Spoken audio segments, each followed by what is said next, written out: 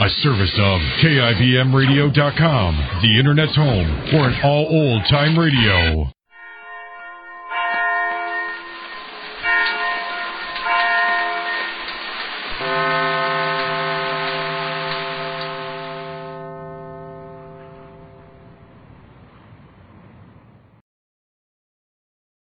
The Anchor Hocking Glass Corporation brings you Crime Photographer.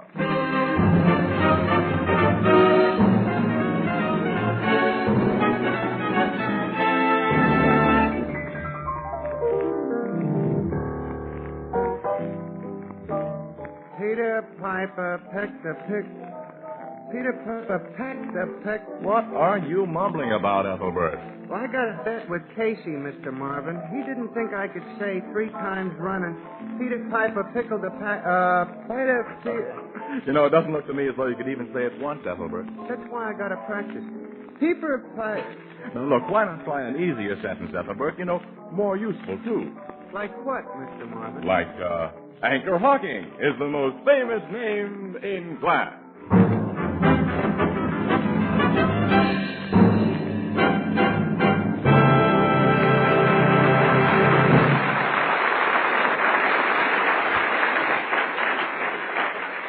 Good evening, ladies and gentlemen. This is Tony Marvin. Every week at this time, the Anchor Hocking Glass Corporation of Lancaster, Ohio, and its more than 10,000 employees bring you another adventure of Casey, crime photographer, ace cameraman who covers the crime news of the great city. Written by Alonzo Dean Cole, our adventure for tonight, Miscarriage of Justice.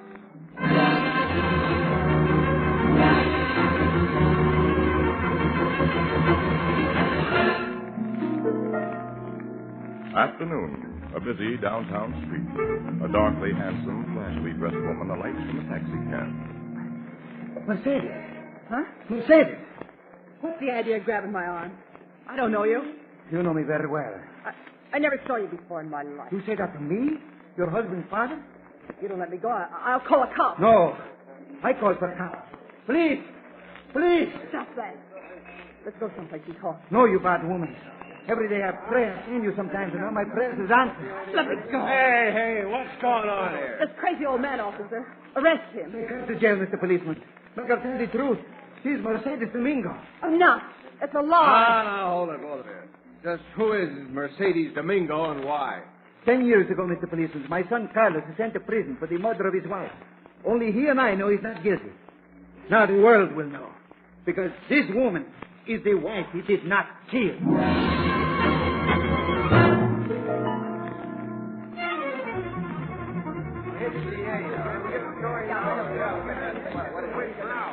All right, you talk. All right.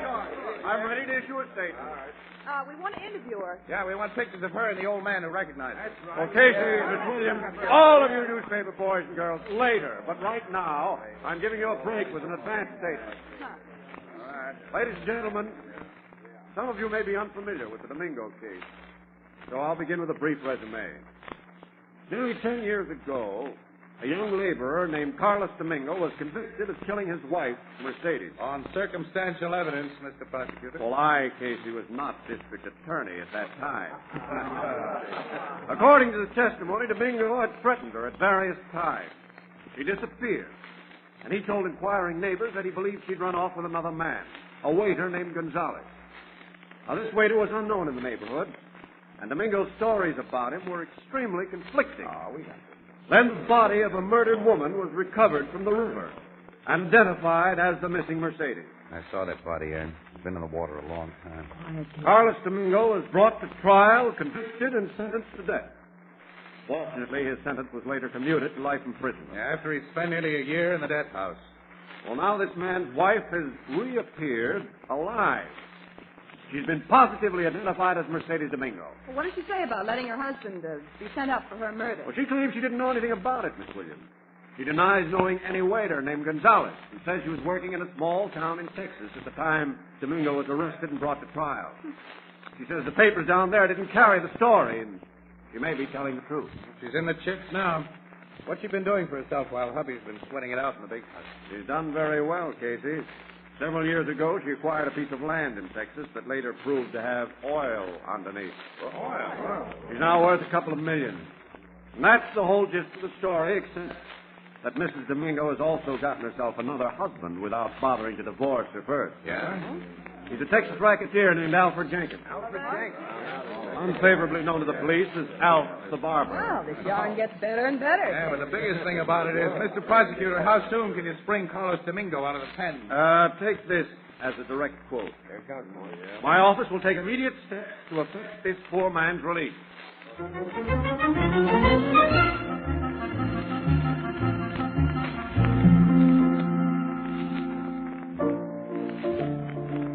Good night, Mrs. Wheelbreaker. Here's your beer, Casey. Thanks, pal. I suppose you and Casey are going up to Wallstock Prison tomorrow morning to see Carlos Domingo be let out, Miss Williams. Mm-hmm. We are, Ethelbert. Yep, every paper in town's going to give it front-page coverage. Poor guy. 10 years in stir for a wife murder that didn't happen. And our impression of Mercedes Domingo is that murder couldn't have happened to a more deserving gal. I guess she ain't much good. Well, all the DA really has on her is a bigamy charge, and that may not stand up. Why not? She married this Alf the Barber guy while she had another husband. Well, here's the gimmick as I get it. According to a statute of limitations, if you don't hear from a wife or husband for so many years, he or she can be legally presumed dead, you see. Which means you're free to marry again. He says her lawyer told her that. Mrs. Domingo's second husband is sticking by her in all this, I read. Well, why shouldn't he? He married a couple of $1 million. He hopes to hang on to it. Mr. Jenkins is another sweet-scented character. How did he get his nickname of Alf the Barber? There's a very complicated reason behind that, Ethelbert. Yeah? His first name is Alfred, and he used to be a barber. I see. Oh. Yeah. Did he know she was married? She probably never told him what she'd done to her other husband, so all this has been quite a shock to the mug. Oh, Annie, it's getting late. I've got to make an early start at that prison in the morning. Mm-hmm. Quite a drive to Wallstock.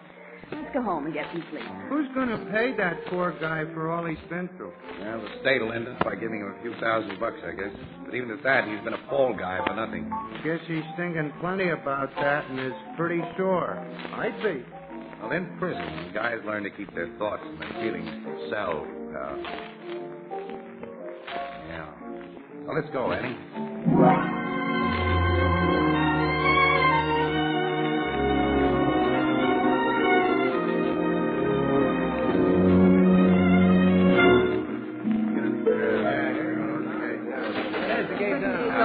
There's Harry, Domingo's lawyer. There's Domingo's father.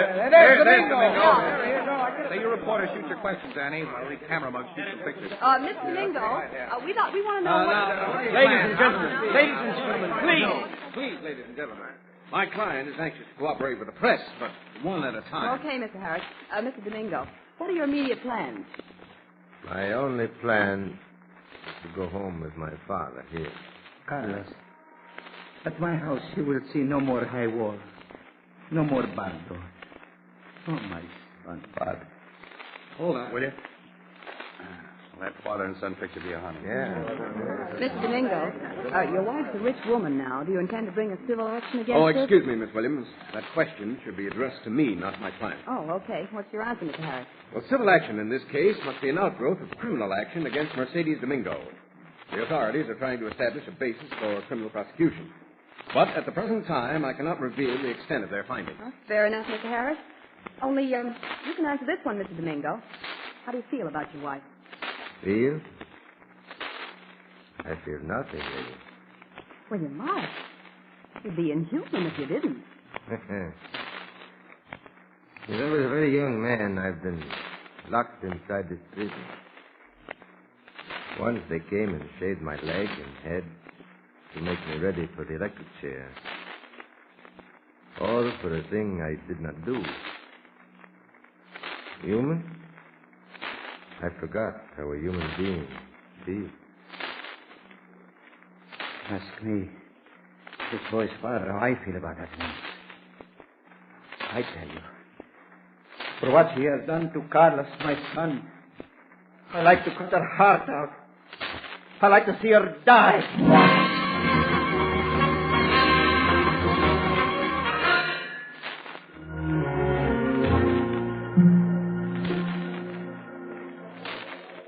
Yeah, finish that up, Annie, will you, so we can get out of this lousy Yeah, I've got only 2 more paragraphs to type, Casey. Press is sure milking the Domingo case. You're telling me. All the facts have been in print dozens of times since the story broke. Yeah, hey, there's your phone, kid. Oh, yeah. Oh, answer it, will you? I'm checking over this last page. Yeah.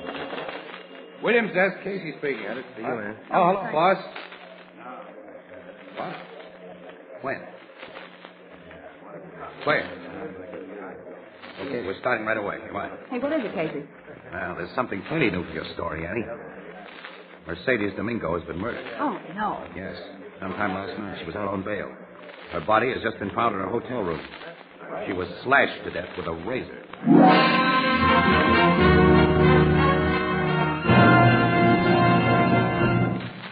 Our story will continue in just a moment. And now, a word about how to enjoy beer at its best. Right out of a clean glass bottle. Yes, a clean glass bottle. Because glass and glass only can bring you beer and ale as the brewer wants you to enjoy it.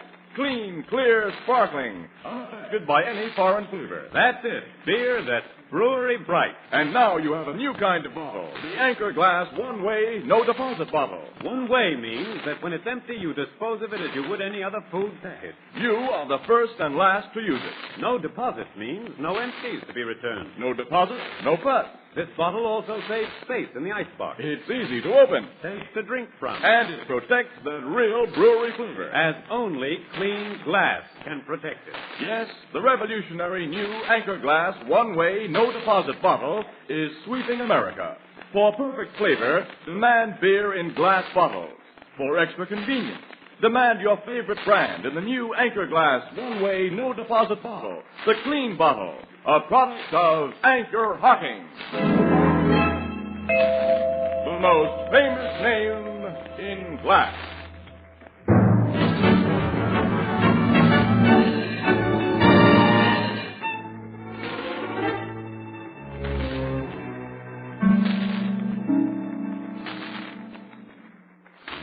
Whoever carved up Mercedes Domingo did a very thorough job, look.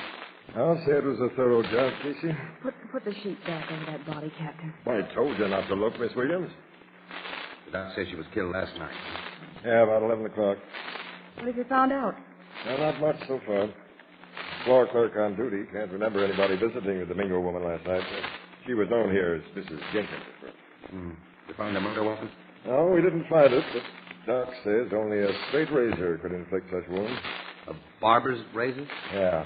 But we did find $10,000 in cash lying on this table where the killer couldn't have failed to see it. $10,000. Anything else? Yeah, and then he tore up a good-sized piece of blood-stained cardboard and burned it in that fireplace last night. What kind of cardboard? Oh, heavy, good-quality stuff with a linen-like finish. Like they used to make paper collars out of. Paper collars? Yeah, my old man wore them when I was a kid. You probably never saw one, Miss Williams. I sent the pieces down to the headquarters lab, and that's all I've got, Casey. Outside of a perfect suspect. Yeah. It sure looks like a revenge killing. That adds up to Carlos Domingo. Or Carlos' father. Do you know what he said at the prison, Casey, that he'd like to cut this woman's heart out? Yeah.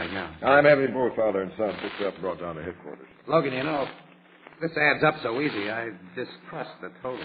Yeah, frankly, Casey, I'm a little afraid of it.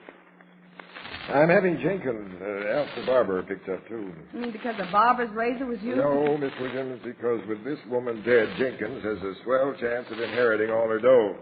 And it's that darn razor that makes him an unlikely suspect. Yeah, that fogs the picture. Well, I don't see why. He used to be a barber. Look, Annie, it isn't probable he'd use a murder weapon that ties up with his nickname and his former trade. We figure the cops would get ideas from that. That's 100% correct, Miss Williams. But, Captain, use of that razor has given you and Casey the idea that Jenkins is an unlikely suspect. Yeah, but... Huh? Clever, these women, love. Yeah. I'm starting for headquarters. Carlos, his old man, and Elf Jenkins had better have perfect alibis or else. Yeah, well, I don't think that or else can apply to Carlos so far. He's already served time for the murder of his wife and been unconditionally pardoned. And a man can't be tried twice for the same crime, can he? That's for the lawyers to argue out. I'm just a cop with a murder to solve. Let's go.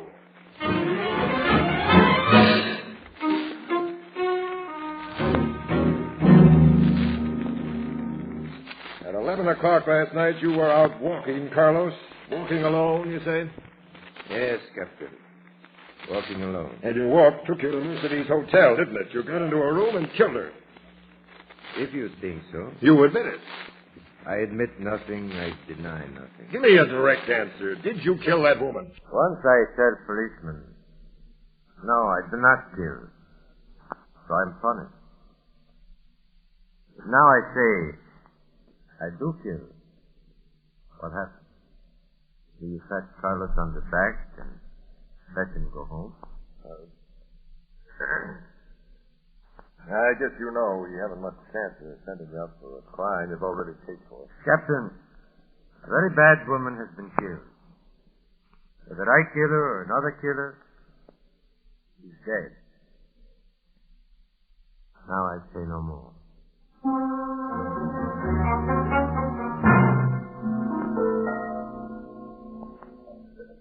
Domingo, your son says he was out between 10 o'clock and midnight. You can't prove you didn't leave the house, go to that hotel, and kill Mercedes. No. That I cannot prove. You did prove her. You did kill her. That can you prove? It was either you or your son. You think so, eh? All right, I'll let you think. My son, you cannot make pay again for something you have paid for before. And I pay too when you people of the law took my only son away. Me, you cannot make pay again. For I am old and have little time to live. I laugh at you, Capitan. I laugh and say no more.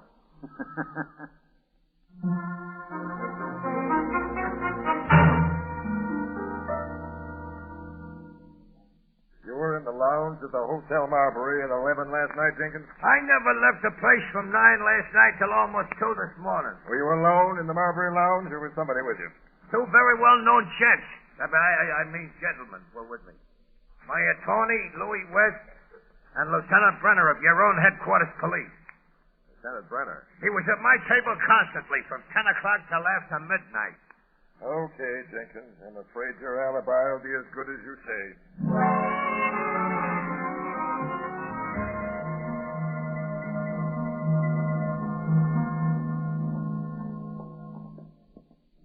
Here's our car, Annie. Come on, get in. Yeah, okay. Casey. Huh? Do you think Carlos or his father did the killing? No. They're simply 100% behind anybody who did. And Jenkins had a perfect alibi. Yeah. Say, Annie, wait. Hmm? The floor clerk at that hotel didn't remember seeing anybody visit Mercedes' room. Of course he wouldn't. Why not? Those scraps of burned cardboard Logan found, they reminded Logan of the material used for paper collars, huh? So what? Well, something else is made of the same material. Paper dickies, Annie. Dickies? Yeah, those false shirt fronts, the starch kind. When it gets dirty, you throw it away and stick a fresh one under the collar button. Waiters wear them, Annie. Well, I don't see Waiters what that... wear them, Annie. And who'd notice a waiter in the halls of a big hotel? But Logan said none of the employees seemed possible suspects. Well, this waiter didn't have to work in a hotel. Oh, then any man could have put on a tuxedo? No, not any man. He had to actually be a waiter to get by the way he did it, or kill the way he did. He had to be... What? That Gonzalez. Gonzalez. The waiter Mercedes left Carlos for 10 years ago. She walked out on Gonzalez, then double-crossed him as she's double-crossed every other guy she's known. Yeah. We're going to try to find Gonzalez. Well, how can we? Carlos' chief defense lawyer, Harris, he's got a picture of Gonzalez. He has? Yeah. And Harris let me make a copy of it a few days ago. I thought City Desk might want to run it. Annie, we get that picture, and then we go to work.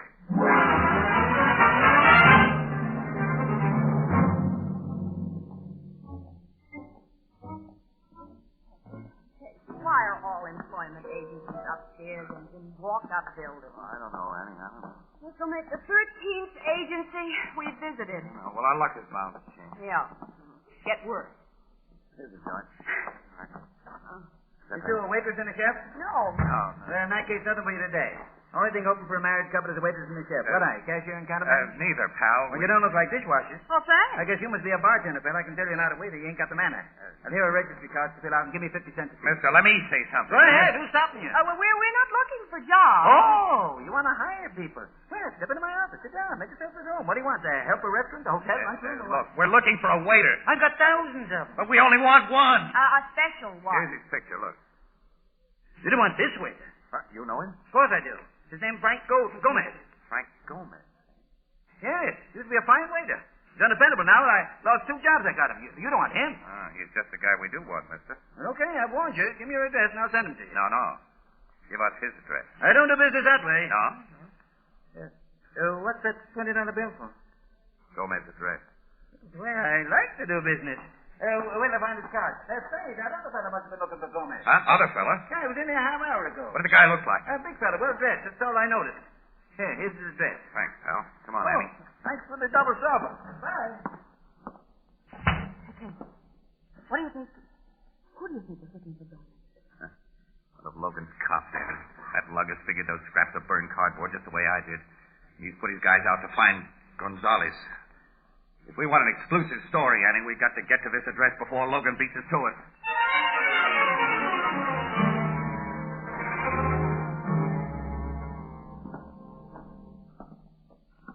This is a terrible old tenement case. Yeah, it's pretty bad, isn't it?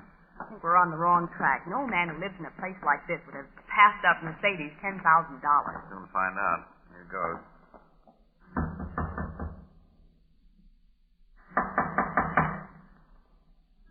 Guess he isn't in. Let's try the door. It's unlocked. Hey, a man asleep on that cot. Yeah. He's the guy in the picture, Annie. He's the wreck of that guy. Let me close the door. Now. Wake up, Gonzalez. Wake up, Gonzalez. That used to be your name, didn't it, Gomez? You are police. Someone's been expecting a policeman? It was a dream. A pleasant dream. That everything was over. Tell me about Mercedes, fellas. She's dead. You killed her. Yes, at last. Why? Because I was once a man, and she made me a dog. We took her away from Carlos Domingo. Yes. I'm crazy mad for her, and I'm fool. She made me hate her husband because she say he bad to her. So when we read in the paper that Carlos is arrested for her murder, we think it's fine joke on him. We say let him go to prison or die, then we will marry. You and Mercedes were in this city. Then. Yes. I give her all my money and send her away. I stay here but change my name and go no more where people know me. She write me letters for a while. Then her letters stop. Go on. I go to town where she was, but she's gone. I know what she is then. And I know myself. Yeah, nice guy, weren't you? You didn't say a few words that would have gotten Carlos out of prison. I was afraid of police. Afraid and full of hate for the woman who had made me a coward and a fool. Then at last, I read in the paper of how Mercedes is found. I come back. I found out where she lived. And yesterday, I called her on the telephone. What? You found her? I tell her I've kept her letters that would send her to prison. She beg I let her buy the letters, and I play with her like a cat with a mouse. I say get $10,000. I will come for it tomorrow, but I go to her last night. It's in your waiter uniform with a razor in your pocket. Yes, I tell her who I am. She's afraid. She quick offer me the money, then her bad life is ended. My bad life should be ended too. Take me to jail, Mr. Policeman. Let's go, Gonzalez. Stay where you are. What are you doing here, Jenkins? Why that gun? I'm here to protect my interests, Mr. Casey. Seems we were both trying to locate Gonzalez in the same way this afternoon. It wasn't a cop that man told us about, Annie. Who is this man who is pointing a gun at us? Yes, you two should know each other. Gonzalez, meet Mercedes' final boyfriend, Mr. Alf the Barber Jenkins. Oh. Change that boyfriend to husband, wise guy. Make it husband and sole heir. Yes, I'm beginning to get this straight now. Gonzalez, hand over those old letters of Mercedes. The letters? I guess she told you about that phone call from Gonzalez, Alf. Right after she got it. Yes, if Gonzalez talked or showed those letters, you would be out as Mercedes' husband. The court would award Carlos everything he... Yeah. Gonzalez, don't think I hold it against you for bumping off Mercedes. That's okay, fella. But I want them letters. Where are they? Wait, Gonzalez. Don't tell him. Even if he gets those letters, he doesn't dare let you live, or Miss Williams and me. We've heard your story. He's come here prepared for a killing. I see. The letters are not here, Mr. far. If you kept your trap shut, Casey, you might have lived a little longer. After this mug sees you get it to the belly, he'll be anxious to talk. And you'll get... No! Keep back your hand! I'll go for you! Then take it, you chump! Yeah, and you take it, Mr. Jenkins. I got his gun, Annie. Yeah, he shot Gonzalez right through the chest. Beat it for a doctor, quick, in the car. Yeah, Quick, kid. I'm on my way. Gonzalez, you walked right into that gun of Jenkins when he was going to give me the works. If you hadn't brought his attention away, you would have... I let innocent man go to prison. And do not try to save him. Tonight, El Buen Dios gave me a chance to show it. You understand? Yeah. I understand.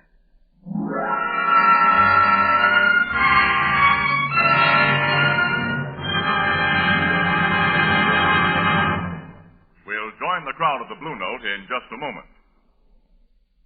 We've told you how much easier it is to prepare better dishes in Fire King oven glass. Now, let me tell you another reason why housewives prefer Fire King oven glass. Fire King oven glass is so easy to clean. Fire King has a special non-porous surface which is literally mirror finished.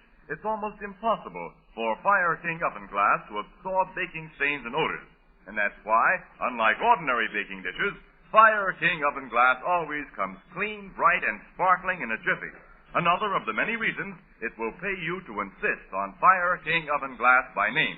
Now remember, there's only one genuine Fire King oven glass.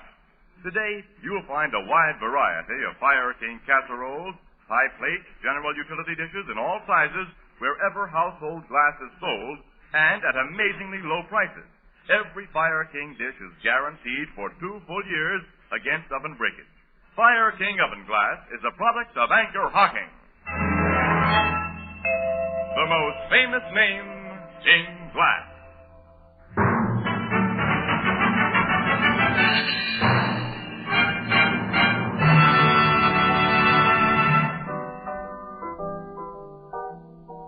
You found them letters after Gonzalez died, huh, Casey? The cops did, Ethelbert. Yeah.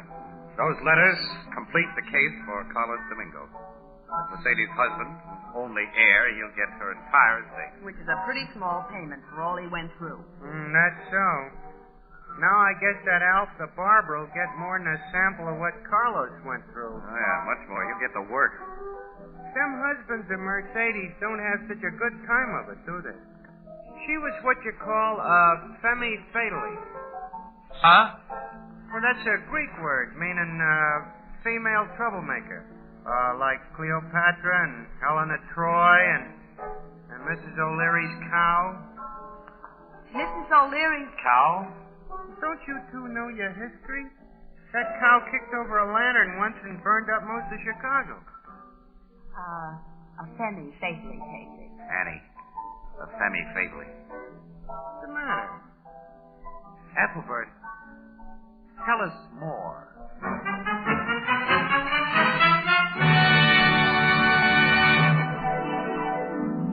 Crime Photographer, starring Stott Cotsworth as Casey, is brought to you each Thursday by the Anchor Hocking Glass Corporation, makers of Fire King oven glass, Anchor glass containers, Anchor caps and closures, all products of Anchor Hocking, the most famous name in glass.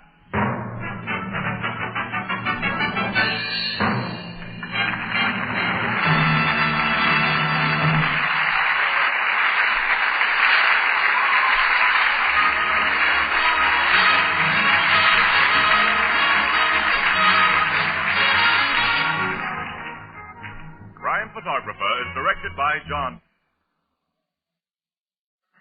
And the program features Miss Jan Miner as Anne and John Gibson as Ethelbert. Herman Chittison is the Blue Note pianist.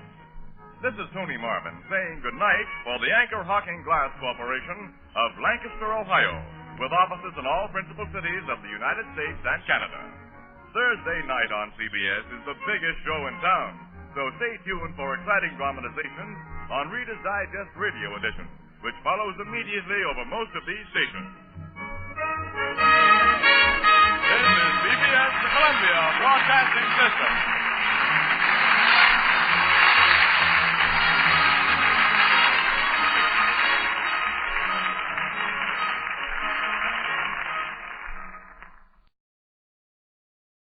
The Anchor Hocking Glass Corporation brings you Crime Photographer.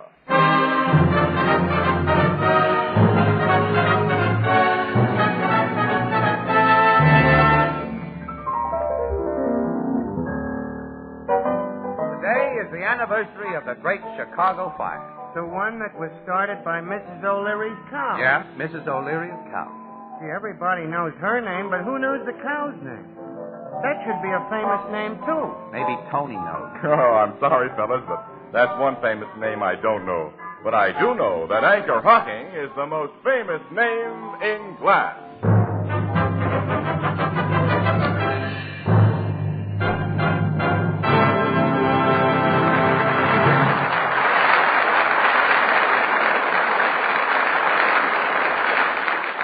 Good evening, ladies and gentlemen. This is Tony Marvin. Every week at this time, the Anchor Hocking Glass Corporation of Lancaster, Ohio, and its more than 10,000 employees bring you another adventure of Casey, crime photographer, ace cameraman who covers the crime news of a great city.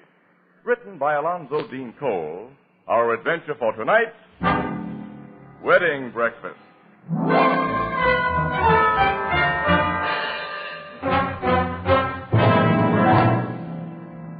5 o'clock in the morning. A dull and dreary 5 o'clock. In the big Morning Express building, an elevator halts at the floor of the photography department, and... Get out here with me, Annie. Oh, I've got to report up the city room, Casey. And if you do, the boss is liable to sock you with another assignment before you got time to recover from the one we just had. Come on, Annie. Okay. I need a breather. Yeah, me too. I'll hand in the pictures I got for developing. We'll hop out and grab a cup of coffee. 2 or 3 cups. Strong. Yeah, let me get that door for you. Oh, thanks. Hi, Casey. Huh? Morning, William. Oh, there's been nothing good about this morning, Pollock. You two look kind of beat up. Well, if you'd seen 4 dead bodies spread over the pavement in an accident like we've just seen, you'd look beat up, too. Here are the films I exposed, Pollock. They're not pretty. Run them through the developer, will you? Okay. My desk phone, huh? Probably the guy who's been trying to get you ever since you went on that accident What? thing. Somebody's been calling me? He gave his name as Jimmy Hackett. Wouldn't say what he wanted you for. I don't know any Jimmy Hackett. Hello, Casey speaking. Oh, finally I get you. This is Jimmy the Hacky, Casey. Jimmy who? The Hacky, you know, the cab driver you got out of a jam when them cops... Oh, Jimmy. Yeah, Casey. When a guy does me a favor, I ain't happy till I can do something for him. Now I got what I think is an exclusive story for you. Hey, shoot it, pal. You know Sylvia Loomis, the multi-millionaire? Well, I know of her. You know anything about a party named Duke Pavel? He's got fancy marshal hair and he don't talk good American like you and me. Baron Rennie Dupavu? Yeah, that's the guy. Oh, well, what about He and this Loomis chicken got married tonight. What? This is straight goods, Casey. Hey, listen to this, Annie. Go ahead, Jimmy. Go ahead. About 3 this a.m., I pick up 3 couples outside the club Casbah. Yeah? They told me to drive to Fieldston, just over the state line. They get a justice and a piece out of bed, and one of the couples gets married. Well, from talk I heard, it seems they got a license last week sometime, but the girl had started to welch on the ball and chain idea. Duke Pavel and his friends fed her quite a few drinks at the Casbah tonight and talked her into going through with it. Well, it was only during the drive back to the guy's apartment that I get wise to who the newlyweds was. Sylvia Loomis and Baron Rennie Dupavu. That's right. I took them and their friends to Duke Pavel's apartment, the Wilshire Manor. They plan to have more drinks there in a wedding breakfast. This hot news for you, Casey? It's plenty hot, Jimmy, and thanks a million. Don't thank me. I'm still thanking you for getting me out of that jam. Goodbye. Goodbye, kid. You heard that, Annie? Oh, this is front-page stuff, Casey. Sylvia Loomis is one of the richest gals in the world. And the guy Jimmy says she's married is an A1 rat, Annie. Dupavu's never done a decent day's work in his life. But what a handsome hunk of man he is. Huh? Oh. Hey, that Loomis girl. She was engaged to Artie Mason. I wonder what... Hey, well, come on. That wedding breakfast ought to be starting about now. Let's get up to city desk, lay our tip on the line, then go to Pavel's apartment for confirmation. Okay, a simple social assignment like this will be a welcome relief, Casey, after that accident job we just finished. We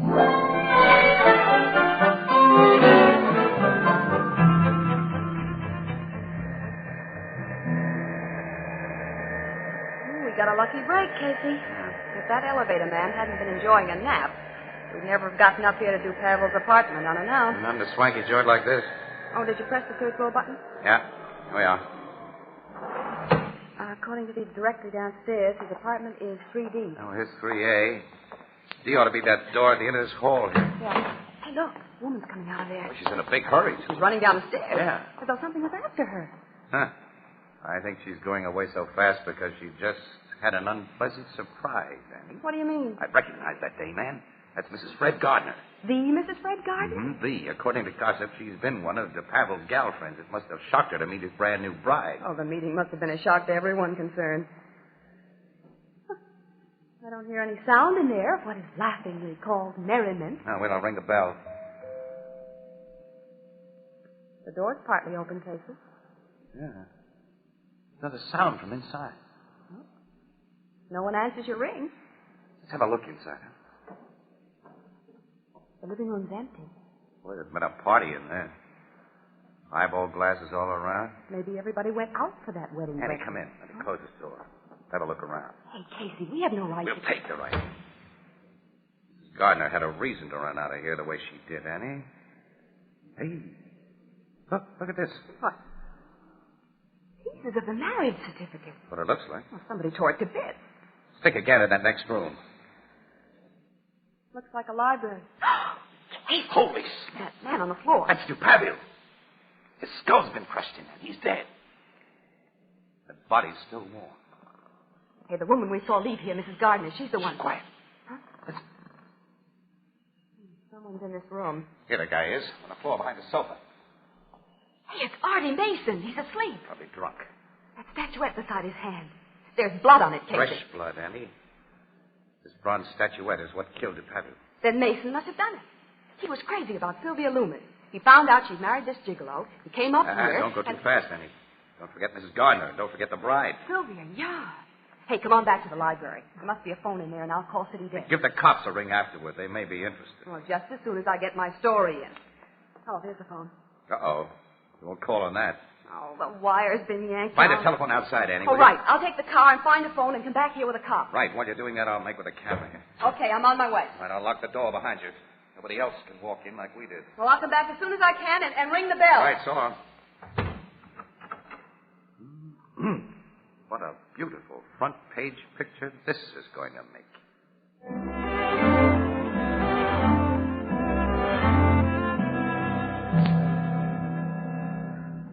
Another shot of the dead man from another angle. Huh? He made a quick trip. Just a second, Annie. I'll let you in. What? Who are you? Who are you? Larkin's the name. I want to see Pavel. He isn't here. He'd better be here, and he'd better see me. Out of my way. Wait a fella. minute. I said out of my I don't way. like being pushed around like that, mister. That's too bad. Tough, huh? Plenty. Now go tell Pavel I'm here for the stuff he promised. What stuff? He knows. Just tell him Horseshoe Larkin's here. Oh, I've heard of you. You're one of the gambling racket guys I never ran into before. On your way. Get Pavel. I'll take you to Pavel. Step into the library here. Okay. There he is. What? I'm afraid he isn't going to give you the stuff he promised. When did this happen? Not very long ago. Did you? No. I didn't kill him. Maybe the guy over here did. Artie Mason. You know Mason? Yeah. He's drunk. Passed out. It kind of looks that way. How do you fit into this?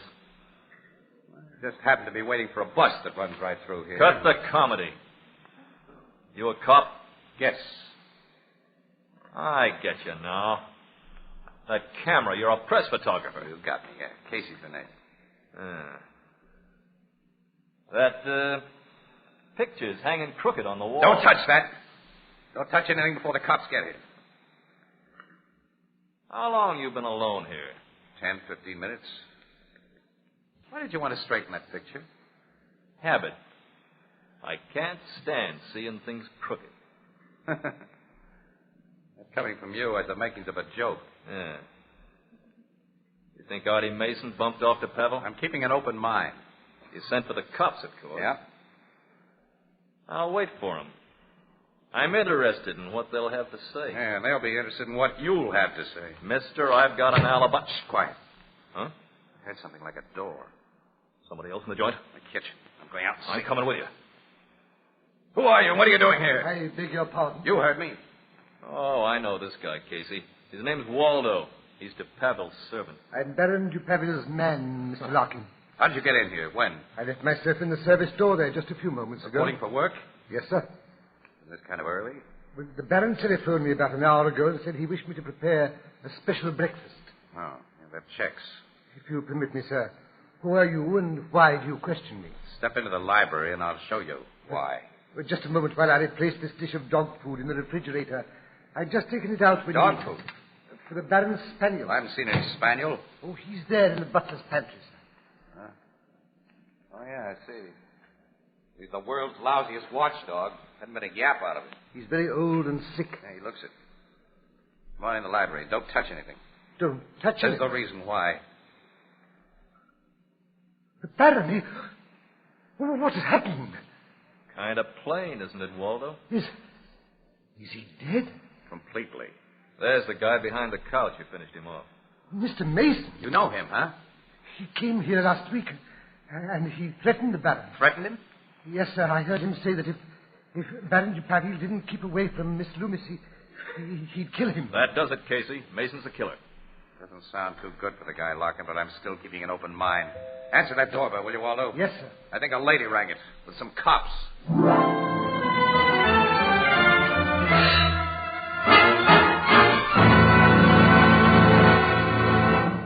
Our story will continue in just a moment.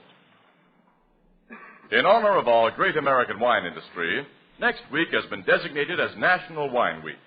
We have a right to be proud of American wines, and we're glad to acknowledge a debt of gratitude to those who've accomplished so much for us in vineyard and winery. They've made it possible for us to enjoy wines of exquisite taste and superb character. These wines appear on our table bearing the legend, grown and bottled in America for the world to respect and enjoy. Make it a point to serve delicious wines with your meals. And what a choice you have in American wines. Wines that bring you the taste and bouquet of the living grape. Wines that delight the eye with gem-like colors that range from the pale glitter of the topaz to the deep glow of the ruby. All of them good, all of them delicious, all of them American. American wines come to you in clean glass bottles. For glass bottles only can bring you wine as it comes from the winery, unaffected by any foreign taste or flavor. Now, quite naturally, the American wine industry comes to Anchor Glass for carefully made wine bottles. Another product of Anchor Hocking. The most famous name in glass.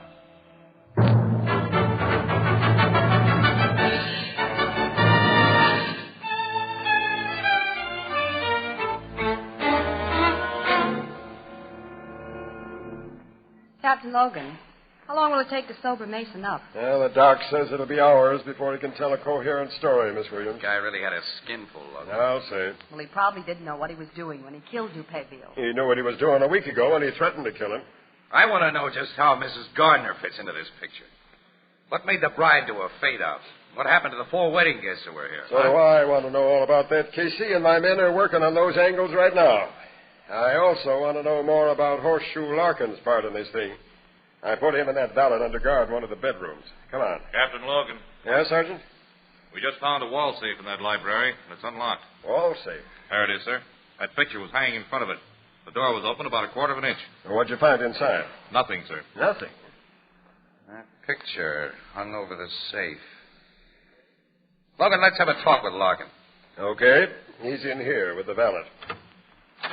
So you're finally getting around to us, Captain. Around to you, Larkin. Waldo, go into the living room with this officer. Please, Captain, may I go to the kitchen? I haven't fed the Baron's poor dog yet. The old fellow's very weak. Okay, feed the pooch. Thank you, sir. Well, what do you want from me, Captain? The straight story of why you came here, Larkin. And tell the truth, because I'll check every word you say. Okay. The Pavel dropped $50,000 to me in a stud game. Here's his IOUs to prove it. I let him stall long enough. So I told him I wanted my dough right away. Or else. Or else, meaning he'd be beaten up or bumped off. Why, Captain, how you talk. I simply told the guy he'd lose my friendship. Go on. He called me up yesterday and asked would I accept a pearl necklace as a pledge until he could redeem it for cash. A pearl necklace? Yeah, he said it was worth 75 G's. I said it was a deal and I'd be here for it this morning. I came here and you know the rest. Did he tell you where he was getting that pearl necklace? I don't ask guys personal questions like that. And he said he had the necklace. Captain, have you cops come across it? There's no pearl necklace here. Of course, you took a look in his wall safe. You know he had a wall safe? Sure, I saw him get dough out of it to pay other debts he owed me. You wanted to straighten that picture a while ago because you were interested in the safe behind it. Huh? That's right, Casey. But I guess that Pavel was lying to me about having them. And I lose 50 grand. I can't collect from him now. You've told a fairly smart story, Larkin. It makes you seem to have had an interest in keeping Pavel alive. And we'll check plenty on you just the same, Larkin. Sergeant? Yes, Captain? I want you to search this man thoroughly. Then give that valet Waldo the same kind of going over. I want their home searched, too. There's a possibility that a pearl necklace may have been taken from that safe. Come on, Miss Williams, Casey. Captain, just a minute. What is it, Sergeant? The boys have located both Sylvia Loomis and Mrs. Gardner. Where are they? The Loomis girl is in St. Anne's Hospital. She swallowed poison. Poison? Yeah, but the doc's got her. It's time to save her. Has she been able to talk? No, sir, and won't be able for a while. That's just swell. First Mason, and now... Is Mrs. Gardner in the hospital, too? No, sir. She's been taken to headquarters. At least I'll have a chance to question one suspect besides Larkin. Now, if you and Miss Williams want to hear what the lady has to say, Casey, come on.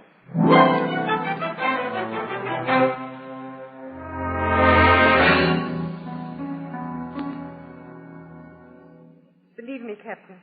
Rene Dupaby was dead when I came into his apartment this morning. I swear he was. All right, now just take it easy, Mrs. Gardner, and start from the beginning. You've been seen a lot with Pavel. You were infatuated with him, weren't you? Yes. Is that all? I've been keeping Rene supplied with money. Ah. Several days ago, he told me he owed a gambling debt to a man who might kill him if the debt wasn't paid. Did the debt amount to $50,000? Yes. I didn't have that much cash, but I had a valuable pearl necklace. I gave it to Rene yesterday. A pearl necklace worth $75,000, say? Yes. But last night I learned that Rene and Sylvia Lewis were going to be... You went to Pavel's apartment to have a showdown with the gentleman. Yes. You were pretty sore at him, huh? I had a right to be Mr. Casey.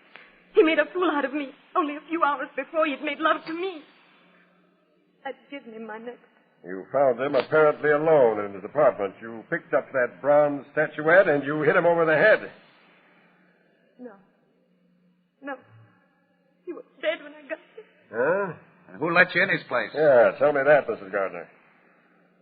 I had a key to his apartment. Here it is. Yeah. What'd you do after you saw Pavel's dead body? I rushed out of the place. These newspaper people saw me leave. Mrs. Gardner, did you recover your necklace before you left? Can you believe I'd even think of the necklace after I saw Rene lying in his own blood, Mr. Casey? Lieutenant, you take over. If she changes her story in any vital detail, let me know. I'll talk to you later, Mrs. Gardner. Come on, Miss Williams, Casey. My guys should have rounded up the rest of the suspects by now.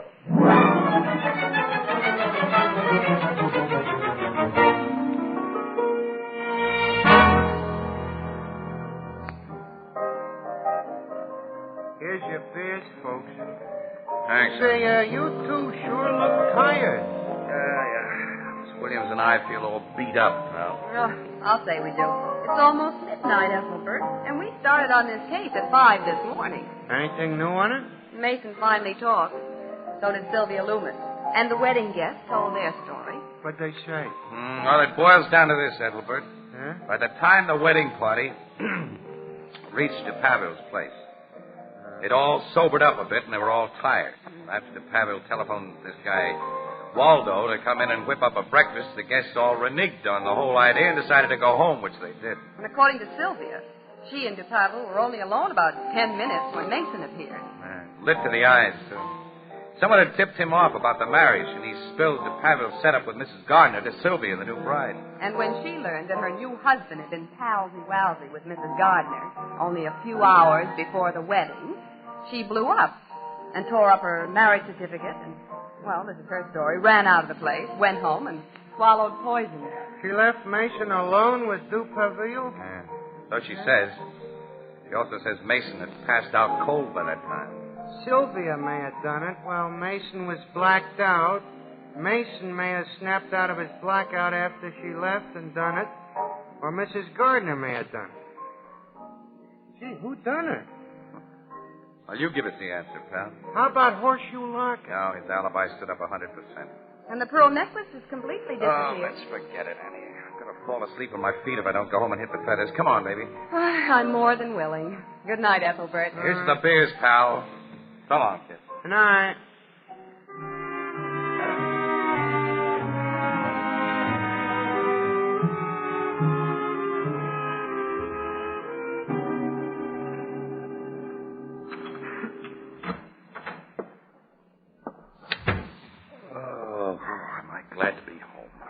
Hello, Casey. What? Lock it. I've been waiting for you quite a while. You ought to have a better lock on your door. It was a cinch to slip it. What's the big idea? I want the pearl necklace, and you've got it. Nuts. Hand it over, fella, and you won't have to worry about this gun in my mitt. I may even slip you $1,000 or two. I guess I'm dumb, Larkin. I don't get it. To save argument, I'll tell you how I got the goods on you. Yeah, that I'd like to hit. Well, you see, I happened to have phoned to Paville between the time the Loomis chick left and the Gardner dame blew in and out. And he answered the phone. He was alive, then? Yeah. Which means Mason killed him. But Mason didn't take the necklace. He was searched, I was searched, Waldo was searched. But you weren't searched, Casey. I see. I want those pearls, Casey. Gimme. You said something about slipping me a few grand, Larkin. I meant it. I'm not a hog. Whatever they bring over 50, I'll split with you. With a fair offer. Live and let live, I always say. When it's possible to let live. What? Get it! Make sure it's possible. I'll take that gun, you dirty double-crosser. I came home to get some rest.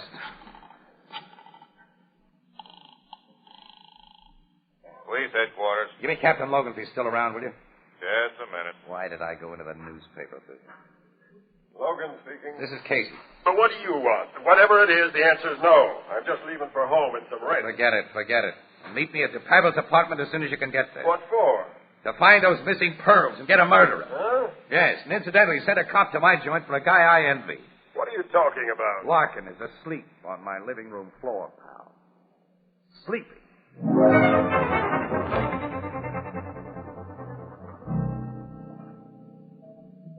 Doorbell, Logan.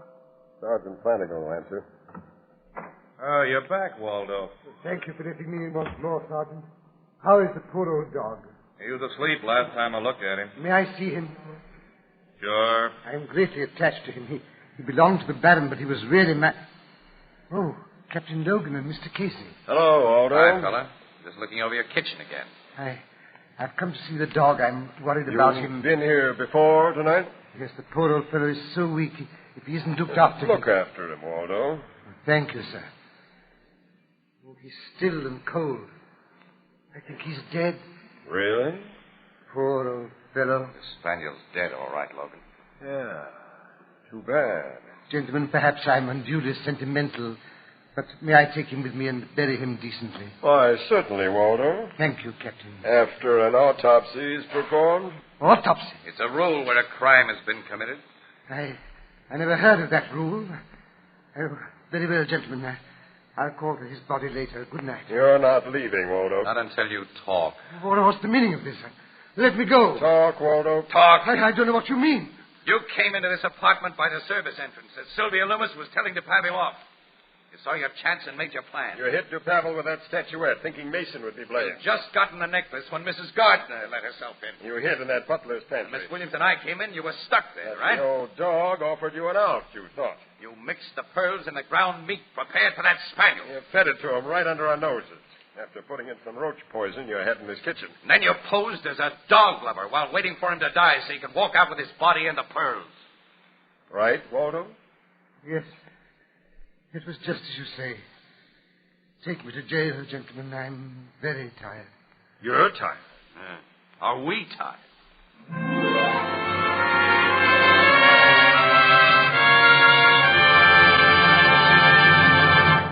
We'll join the crowd at the Blue Note in just a moment. Of the many special features which make Fire King oven glass different, housewives most frequently talk about how easy Fire King is to clean. Yes, Fire King oven glass is amazingly easy to clean. And if you use old-fashioned cooking utensils, you're in for a pleasant surprise as soon as you change to Fire King oven glass.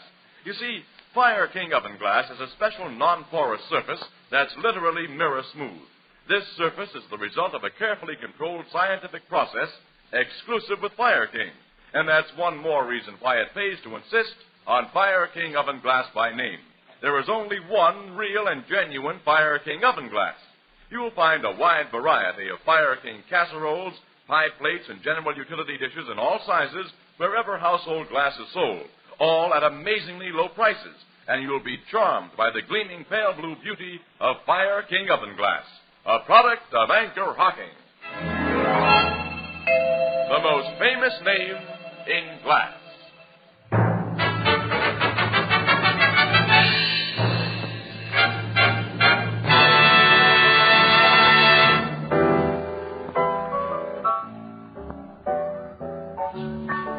Wow, so you finally got a good sleep, Casey, huh? Swell, Ethelbert. I feel like $1 million today. Oh, if we could only spend the kind of money we sometimes feel like. Ah, you want to hoard that kind, Annie.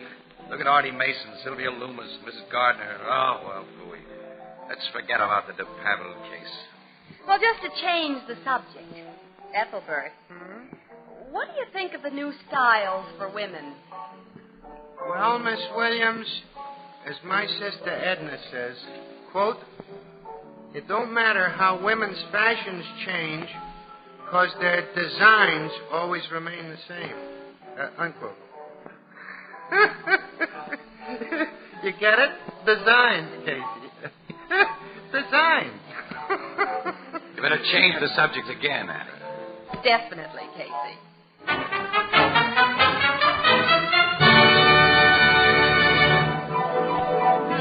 Crime Photographer, starring Stotts Cotsworth as Casey, is brought to you each Thursday by the Anchor Hocking Glass Corporation, makers of Fire King oven glass, Anchor glass containers, Anchor caps and closures. All products of Anchor Hocking, the most famous name in glass.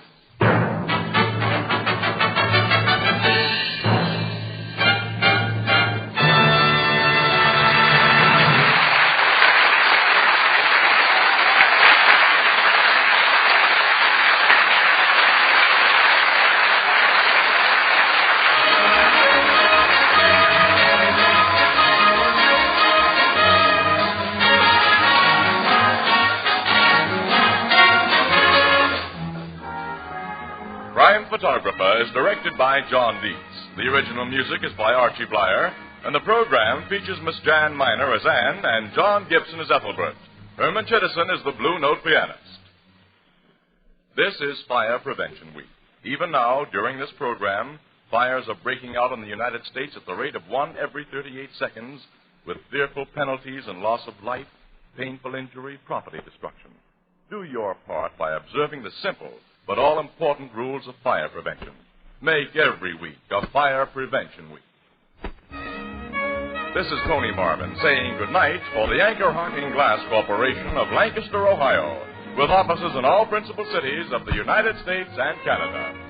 Thursday night on CBS is the biggest show in town, so stay tuned for exciting dramatizations on Reader's Digest Radio Edition, which follows immediately over most of these stations. This is CBS Columbia Broadcasting System.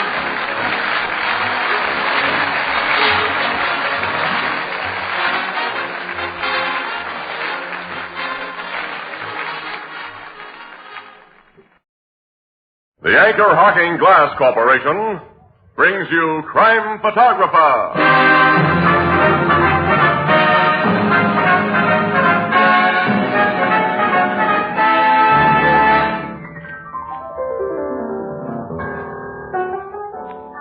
Say, Mr. Marvin, who do you think will go to the Rose Bowl this year? Well, I don't know, Ethelbert. Do you think the weather will turn any colder, Tony? Well, I can't say, Casey. Tony, you like skirts the way they are this year? Or do you think they should be shorter? Can't answer that one, Ann. Tony, haven't you anything to say this evening? Oh, definitely, Casey. Anchor Hawking is the most famous name in glass.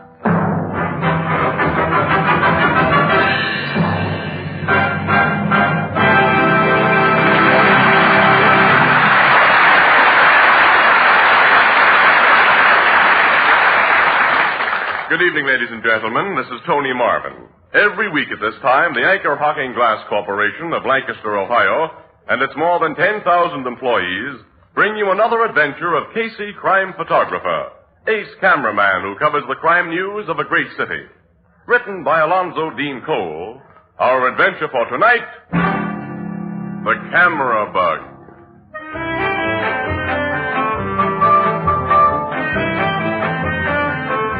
Mid-afternoon, the photographic department of the Morning Express. Casey sits sprawled at his battered desk, wearing the scowl of a man who began his day with a dull razor and cold coffee. The door opens and a young man enters. Excuse me, Mr. Casey in? Yeah, that's me. My name's Forster, Mr. Casey. Alan Forster. I've heard a lot about you. Yeah, I know. I'm on all the sucker lists. What are you selling? Oh, nothing. Oh, that is... Well, you see, I'm a photographer. Huh? Who isn't? Sometimes I think every guy in the world is a camera bug. What's on your mind? Looking for a job? Yeah. See the city editor. His name's Burke. Fourth floor above here. Well, I've already seen Mr. Burke, and he says there aren't any vacancies here. Oh. I've been to all the other papers, too. I thought you might advise me how to get a start. How old are you? 21. You got a job now? I work in a camera supply store. I know a lot about taking pictures, honest I do. And, well, my wife and I decided that it's time for me to break into the line I've always wanted. And you got a wife? You got a job with regular hours, and you want to break into my kind of racket? Yeah. Oh, boy. My advice is forget it. This is the lousiest game there is. You're out at all hours. People shove you around. You can risk your hide to get a good shot, and the city desk may stick it on page 10, if it's used at all. This is a dog's life, kid. Keep out of it. Yeah, but you get around and you see things. Oh, you see things. I guess you believe all you hear on the radio. Huh? Well, okay, camera bug. Here's the only way I know how to break in. You put in about 12 hours a day on the streets with your eyes open and your camera ready. Occasionally, you'll get a news picture you can sell. If you're lucky, you may get a real hot shot that you can trade to the city editor for a steady job. But you've got to be lucky. Huh? That's all I can tell you. Well, thanks a million, Mr. Casey. I'll do exactly as you say. If you do, you're letting yourself in for a lot of grief. Excuse me, man. Hello. This is Ann, Casey. You busy? Not very. Oh, I got an awful cold. How about going over to the Blue Note? I'll meet you there in 5 minutes. Okay. Gee, you got to rush somewhere in 5 minutes. That means an important assignment, huh? Yeah, very important. Well, I won't keep you, but thanks again a lot. Good luck to you, kid. What's your name again? Forster. Alan Forster. Well, so long, Alan. Drop in again sometime, and remember, I've warned you. Guys in this racket lead a dog's life.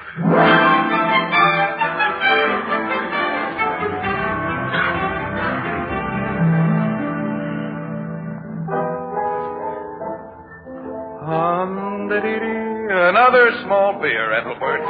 How about you, Annie? Something's good for your cold, huh? No. I feel fine now, Casey. We've been here half an hour. We better go back to the office.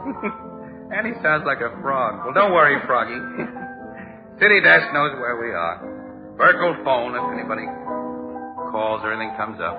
Pretty soft for you two, I'd say. Wished I was in a business where I could take time off in the middle of an afternoon. Hey, listen to this guy, Annie, will you? You should have the kind of job we have, Ethelbert. That's right. Sure. I hear you crabbing about it all the time. But you should endure what us bartenders goes through. How'd you like to wash and wipe 1 million glasses every day? And flush out the beer pipes? And answer the... Yeah. Oh, excuse me, the telephone. Yeah. Blue Note Cafe, Ethelbert speaking. Hey, they're here, Mr. Burke. Just a minute. Uh-oh. Your city desk, Casey. All right, give me... Casey speaking. Now, Bert, we're not always here. It just seems like always. Okay. Yeah, I got it. 12th Street, just south of Locust. Homicide Bureau's already on the job, huh? Well, you know, when you get a delayed report like this, we can't bring you anything that everybody else hasn't already gotten ahead of us. Okay, we're on our way. Goodbye. What is it, Casey? Come on, Annie. We got to see what some shooting's about. Shooting? Yep, slight case of murder, Ethelbert. Goodbye, pal. So long. Say, Casey, you didn't pay. Oh, well, bartending's a dog's life.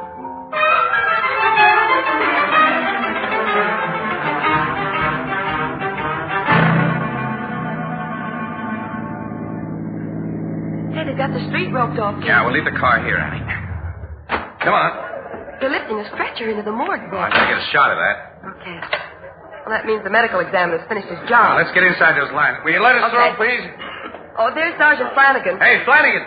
Oh, hey, Casey. Hi. Hello, Miss Williams. Hi. You two are getting here kind of late, aren't you? Now, don't rub it in. Hey, who did they just haul away in that meat wagon? The not too much lamented murder victim was a gent unfavorably known as Max Blake. Max Blake? The lawyer? Oh, don't let decent lawyers hear you call him that, Miss Williams. Max Blake was a shyster. That rat wasn't even straight with his own clients.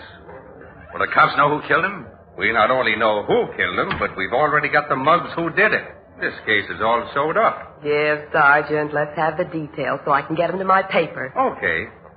According to eyewitnesses, the late Max Blake, who just stepped out of the barber shop behind us here, suddenly flopped in the middle of the sidewalk about where you're standing now. At the same time, a gunshot was heard, and a second later, a green sedan, which had been standing across the street, started away in such a big hurry that it crashed into the back of a truck, only a few feet away from the traffic cop on the corner. Who do you think they were? Santa Claus and the Easter Bunny, huh? They were Butch Silver and Tony Russo. Boy, they're a nice pair of hot shots. Two of the sweetest gorillas in town. And you've got them dead to rights, Sergeant? I've told you and Casey all I'm allowed to say now to the newspapers. You'll have to get anything else from Captain Logan. Yeah, where is Logan, by the way? In the back room of the barber shop there, questioning witnesses. All right, come on, Andy, let's go in. Wait a minute, Casey. Nobody goes in there. Flanagan. I got my orders, Casey. Look, you and I are pals. Sure, but you keep out of that barber shop, pal. Is that nice? It's what goes. Now, if you'll be a nice guy, Casey, and won't try any tricks to get where you're not wanted, as you've done too many times before, I'd give Miss Williams a tip. A tip? Oh, it's not anything I'm not allowed to tell you, understand? It's just something I forgot to mention to the other newspaper boys and girls. All right, it's a deal, Flanagan. No tricks. What's the tip? One of the witnesses to the shooting is quite an important guy. Who? Richard M. Krager.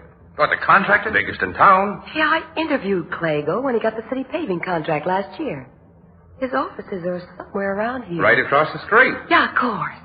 I recognize the funny old-fashioned building now.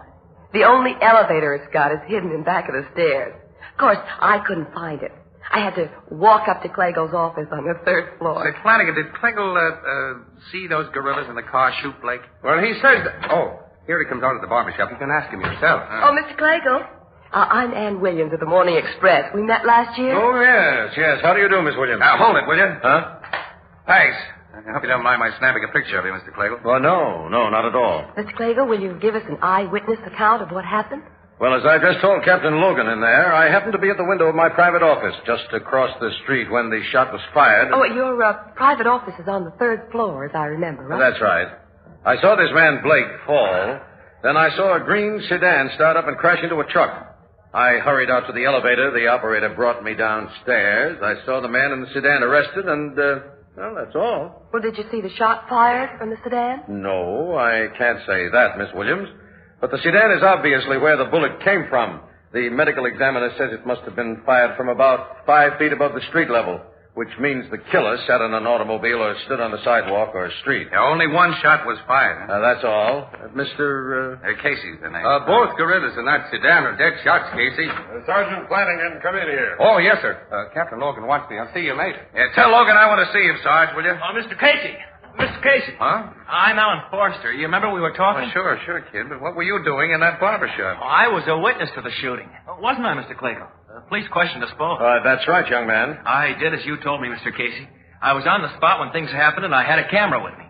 And I got 2 shots of that Blake fella from almost where we're standing now. One almost as I heard the gun fired, and the other right after he hit the ground. You didn't tell the police about taking any pictures. Oh, no, Mr. Clagle. I wanted Casey to have these shots. I've got hot stuff, haven't I, Casey? Exclusive news pictures, the kind that'll get me a job on the Express? Now, well, let's get to my office, develop your film, and see just what you got. Oh, no, let me develop the film at home, Mr. Casey. I'd like to do a complete job on it. Well, all right, but blow them up to 8 by 10 and be sure to use a fine-grained developer. You'll see the kind of job I can do. I'll have the prints at your office inside of 45 minutes. Oh, which way is your home, young man? I live on Nelson Street, Mr. Clagle. Oh, good. I'm going in that direction. My car's around the corner. I'll drop you off. Oh, that'll be swell. Oh, Mr. Clagle. Yes, Captain Logan. I want to ask you a few more questions. Will you come back into the barber shop, please? Well, I have important business to attend to, Captain. There's nothing so important as this murder right now. Come in, please. Well, I'll have to do as you say, of course. Now, when do Miss Williams and I get in there, Logan? So you two are here. We've Sure been are. waiting for hours. I'll beat it quick, Mr. Casey. See you at the Express. Okay, fella. I'll be waiting just a minute, Mr. Clagle. And why have you and Casey been waiting, Miss Williams? Logan, when you start clowning right after a murder, it means you got an airtight case. Well, it isn't quite that yet, Casey. I've got some loose ends to tie up. Oh, what are they? Well, the medical examiner took a .38 caliber slug out of Blake's body. And we found guns on both of the hoods that were in that sedan, but they were .45s. Well, they must have thrown the murder gun away. Sure they did. Somebody picked it up, of course, and hasn't turned it in. They tried a fast getaway. That's ample indication of their guilt. How about motive? Almost anyone had a motive to kill Max Blake. He was an all-around louse. Yeah, it's going to take a lot more work than I first expected. Seems I never get an easy case. We cops lead an absolute dog's life, Casey.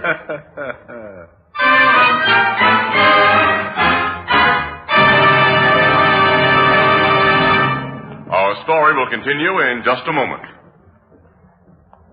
You know, Alex, I really like good, wholesome beer and ale. So do I, Tony. But there's one thing that's always bothered me, and that's the way empty bottles clutter up the back porch and basement. And that's one of the big reasons for the new Anchor Glass one-way no-deposit bottle. Oh, you're right, Alex.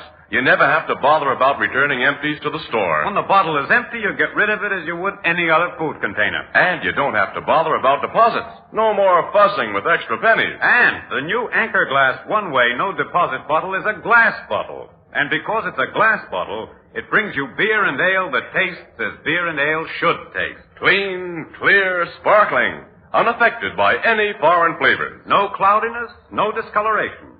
Beer that's brewery bright. Is it any wonder that the new Anchor Glass one-way no-deposit bottle is sweeping America? For perfect flavor, demand beer in glass bottles. For extra convenience, demand your favorite brand in the new Anchor Glass one-way no-deposit bottle. A product of Anchor Hocking. The most famous name in glass.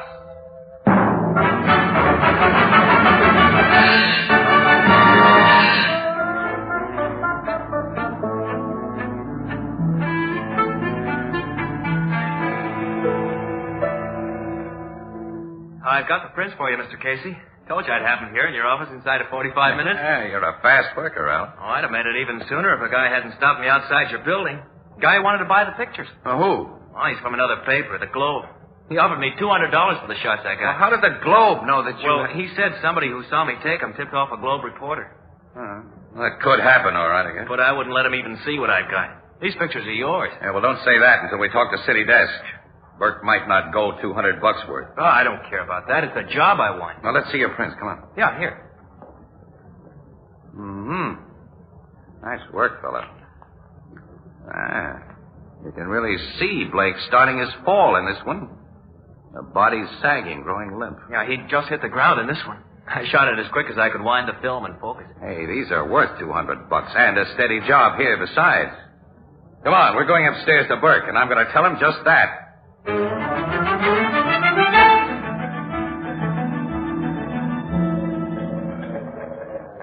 Well, $100 for the two pictures is my limit, Casey. And we don't need any new staff photographers. Burke, no other paper in town will have these shots. They're worth every cent of the $200 the Globe has already offered, and we can use this young fella. Are you telling me how to run this paper? It's okay, Mr. Casey. I'll take the $100. You're crazy if you do, Alan.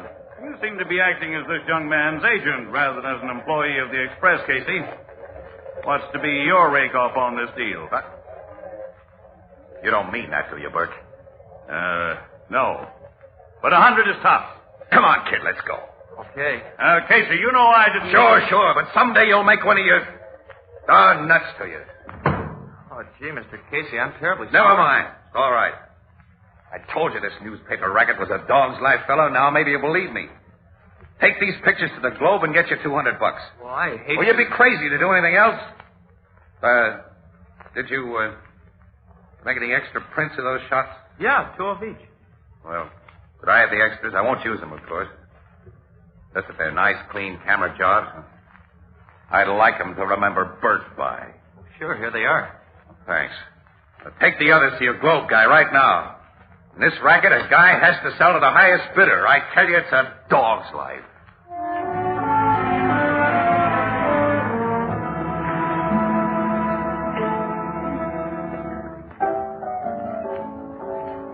Casey, you've been sitting at this bar for over 2 hours now.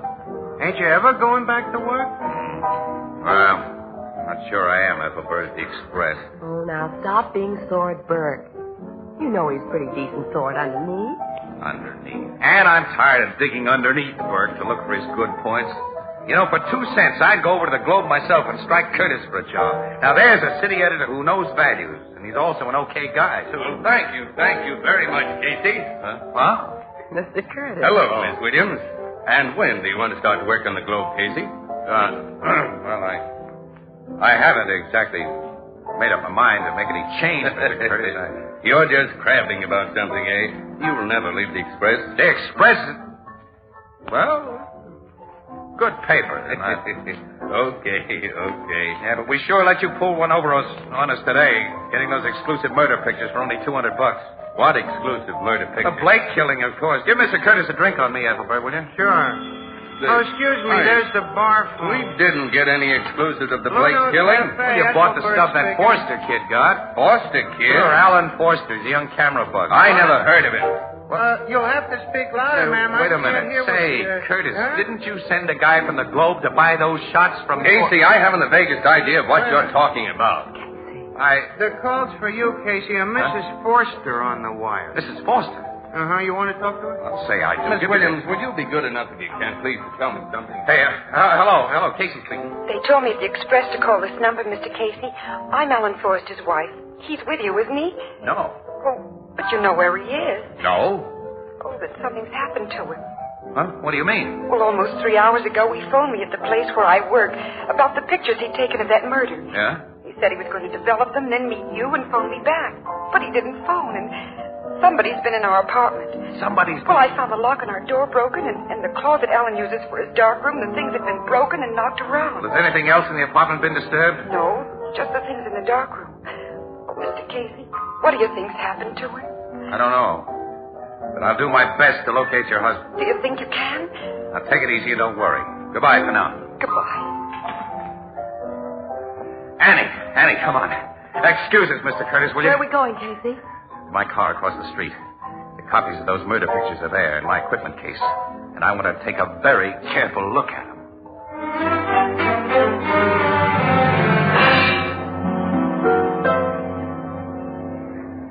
Oh, Annie. If I'd only looked carefully at these prints before. What do you see, Casey? How Blake was murdered. How Blake? Yes, look. Look. When Forster took the pictures, his lens was stopped down to get a good depth of focus. Yeah? He got not only Blake, but a sharp picture of the building across the street. Yeah, Well, in the first picture, the bullet has just struck Blake. He's slumping. He's beginning to fall. And a ground floor window of that building is partially open, Annie. Look. Yeah, just a few inches. Yeah, but in the second picture, which shows Blake lying on the sidewalk, that window's closed. He was shot from behind that window, and the killer closed it right after he fired. Right, that's it. Now, look at this third floor window in both pictures. It's the one that Richard M. Clagle said he was standing behind when he heard the shot. Well, did you see anybody there? No, Casey. Clagle could have gone down to the first floor and waited for Blake to come out of the barber shop. And... Yeah. Then, after he shot him, Clagle closed the window, did a quick dash up the stairs to the third floor, and rang the elevator bell. Yeah? The operator picked him up there, and Clagle was supplied with a pretty good alibi, Annie, because the bullet entered Blake's body on a horizontal line. He couldn't have been shot from the third floor. But Cleggel's a reputable businessman, Casey. Why did he kill Blake? Well, never mind. That doesn't matter now. Point is, he must have killed him. And Clegel is the only person besides you, Forster, Burke, and me who knew about those pictures. He was with us when the kid told about taking him, remember? Oh, yeah. And he offered to take the kid home right afterwards. And if Captain Logan hadn't detained him... he'd have gotten the films then, sure. He sent somebody to wait outside the express building to buy those pictures. But Forster wouldn't sell until after he'd seen me. And then I played into his hands by telling the kid not to accept Burke's chiseling offer. The phony Globe reporter got him into a car after he left you and kidnapped him. Because the kid only had prints of the pictures, Annie. Clayco had to have the negatives, too. So he or the guy working with him broke into Forster's apartment and got him. Evidently, Forster didn't let on that he'd given me a set of prints, or I'd have received a call from him, too. Well, maybe they've killed him by now. Oh, Annie, if they've killed that kid, I'm partly responsible. Oh, that's crazy. I gotta find Logan right away. We're gonna start for headquarters as soon as I can unlock this ignition. Don't make a move. Clayco. There's a gun in this pocket, Casey. You remember that, too, Miss Williams, and that a man in danger of the electric chair will stop at nothing to protect himself. I'm getting into the back seat. Start your motor, Casey, and drive as I direct. Okay. Guess you heard what we were talking about. And not by accident. Young Foster did say you had prints of those pictures. I waited a long time for you. Now start driving. Straight ahead for the time being. That gun makes you the boss. Mind giving us a hint of where we're going? We're joining young Foster. He hasn't been harmed yet.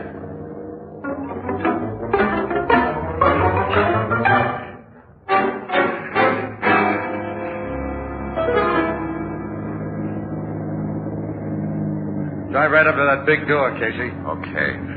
What is this place? A little waterfront storage house I own, Miss Williams. Stop here, Casey. All right, now what? Get out of the car. I notice you placed the pictures I want in your equipment case. Bring the case with you. All right. And be very careful. Bob, open up. Right away, boss. Well, I see you got the guy you went after plus a dame. Yeah, Bob, just as you got Foster. Now step inside, you people. Casey. Hello, Alan. See, they've got you nicely tied up. Now, that guy Bob brought me here. He's a fellow said he was on the Globe. I told him about the prints you had before I knew he was a phony. It's okay, pal. Now you can hand over those prints, Casey. I guess I'll have to, Clegel. What are your plans for the three of us? Can't you guess? A one-way ride? A boat ride. Late tonight. On one of my cement barges. Casey. I hate to do this, Miss Williams, but you people are very dangerous to me.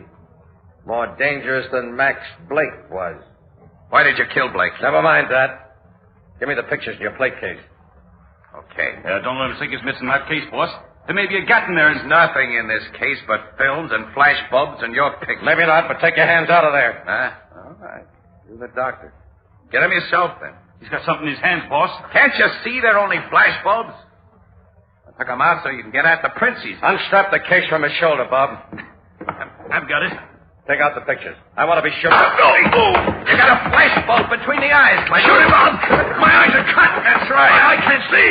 I'm blind. He's got my gun, Clegel. You shouldn't try to handle a gun and a film case at the same time. Bob. You got him, Casey. And here's one for you, Clegel. You got them both around. Annie, will you get my camera from the car while I watch these mugs? I'm going to use some flash bulbs now to get a few front-page pictures. And if Burke doesn't put them on the front page, I will take a job on the Globe. Oh, now, when did I hear that one before?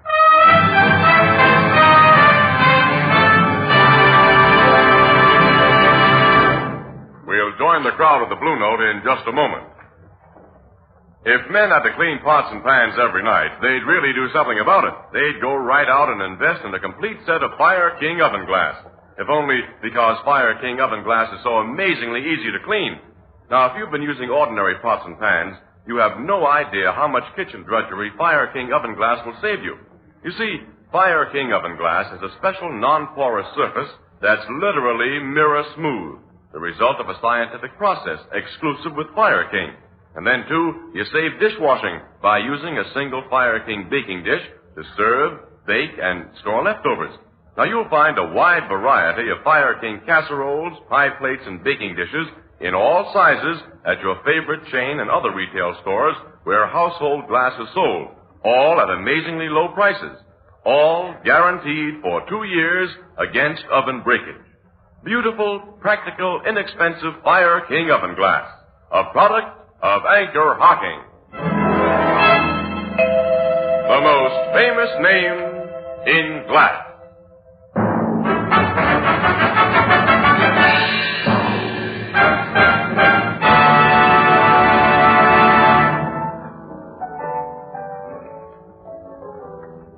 Why did Clagle kill that guy, Max Blake, Casey? Well, Ethelbert, shyster criminal lawyers like Blake are sometimes blackmailers. Well, Blake was. Clagle was paying him and finally got tired of it. Yeah. Clagle knew that Blake patronized the barber shop across from his office building and invariably went there on Saturday afternoon. All he had to do was to watch and to wait for him. He figured out a pretty good alibi from the elevator operator. He made it look better by bringing those two gunmen, Silver and Russo, to the neighborhood with a phony telephone message. Hey, you see, they thought they were to meet somebody there. But Clagle had framed them as a pair of natural suspects. They knew that with their record, it wasn't healthy to be caught at the scene of a killing, so when they heard the shot, they tried to beat it, which made them really look guilty, you think? I see. After what the Forster kid went through, I guess he'll be glad to go on working in a store. Yeah, oh, no. He's got the stuff it takes, the kid. Casey's browbeaten Burke into putting Ellen Forster on the regular staff, Ethelbert. Yeah? Oh, well, he's taking the job on his own responsibility, though. Yes, sir, I've warned the kid. And now he's seen for himself that press photographers... Lead a dog's life. Yeah, that's right. We certainly do. Casey, as my sister Edna says, quote, them as complains about leading a dog's life seldom want to trade places with any other breed of animal. Unquote.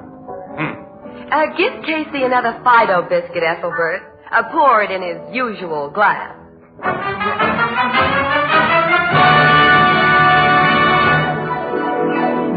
Crime Photographer, starring Stotts Cotsworth as Casey, is brought to you each Thursday by the Anchor Hocking Glass Corporation, makers of Fire King oven glass, Anchor glass containers, Anchor caps and closures, all products of Anchor Hocking, the most famous name in glass.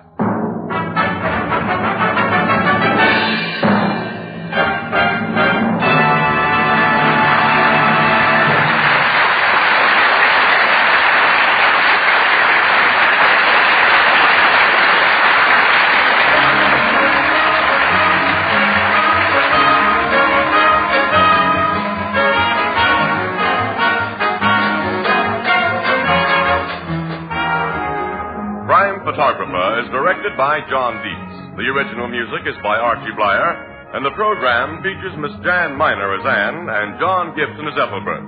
Herman Chittison is the Blue Note pianist. Your National Guard is destined to play a more important part than ever before in America's security plans. The National Guard offers young men regular Army pay and training without interference with their normal civilian life. If you're between the ages of 17 and 35, married or single, join your local unit of the National Guard. This is Tony Marvin saying goodnight for the Anchor Hocking Glass Corporation of Lancaster, Ohio, with offices in all principal cities of the United States and Canada. Thursday night on CBS is the biggest show in town, so stay tuned for exciting dramatizations on Reader's Digest Radio Edition, which follows immediately over most of these stations.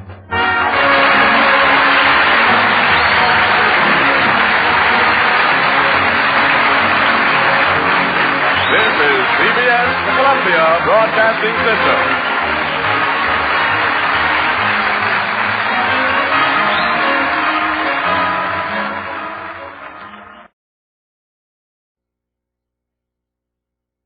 The Anchor Hocking Glass Corporation brings you Crime Photographer.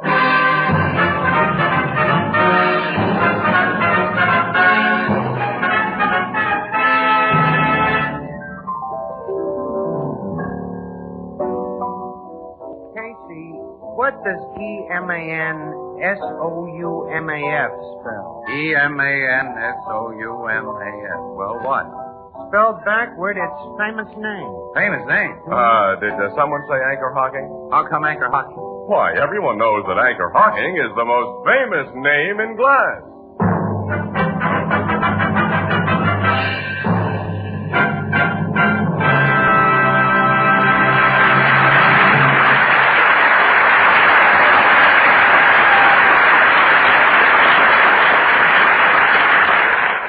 Good evening, ladies and gentlemen. This is Tony Marvin. Every week at this time, the Anchor Hocking Glass Corporation of Lancaster, Ohio, and its more than 10,000 employees bring you another adventure of Casey, crime photographer, ace cameraman who covers the crime news of a great city. Written by Alonzo Dean Cole, our adventure for tonight, Lady in Distress.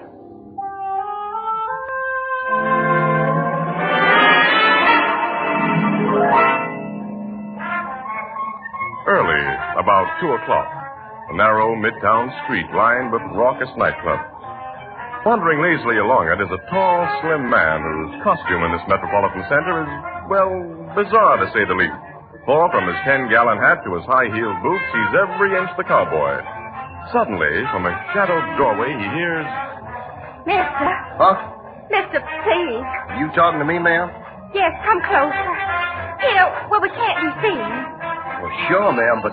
I'm in desperate trouble, and I simply can't go to the police. Not yet. Well, I saw you. You're appearing in the rodeo, aren't you? Yes, ma'am, at the Coliseum. And you're from the South, like me. I come from Texas. You're not a part of this town, this street.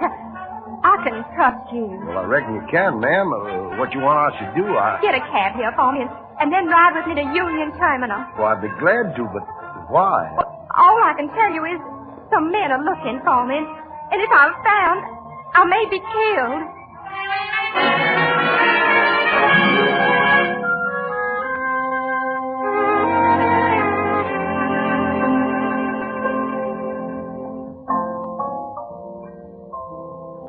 So you and Casey took in the rodeo last night, huh, Miss Webb? No. Casey went alone, Ethel. Yeah, I went alone. I saw a swell show, too.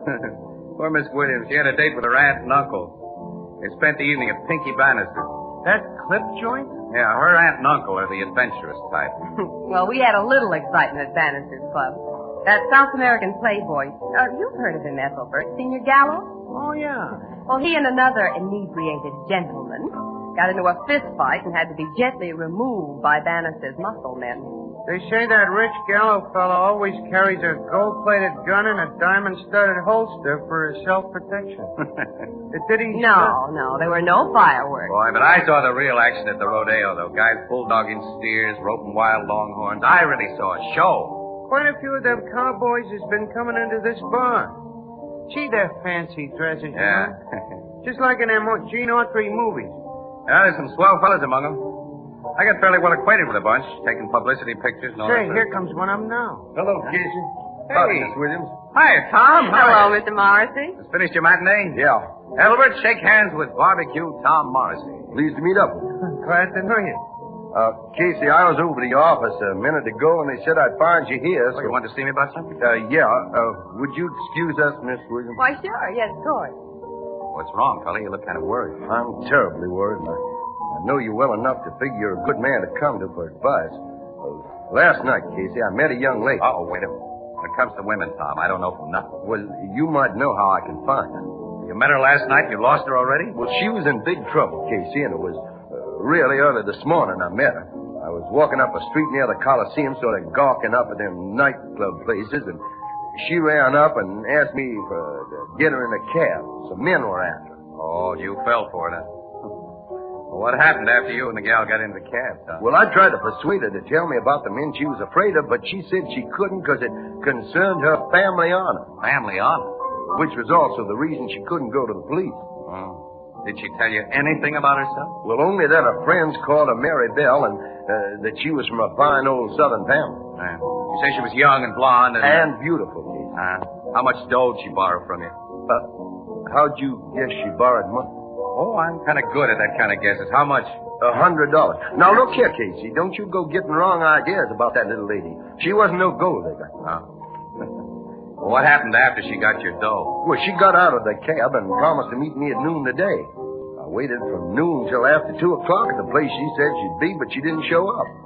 I've got to find her, Casey, and if them fellas she was afraid of has done her any harm... Can't you see, Tom, that you've been a fall guy for one of the oldest rackets in the world? I won't believe that.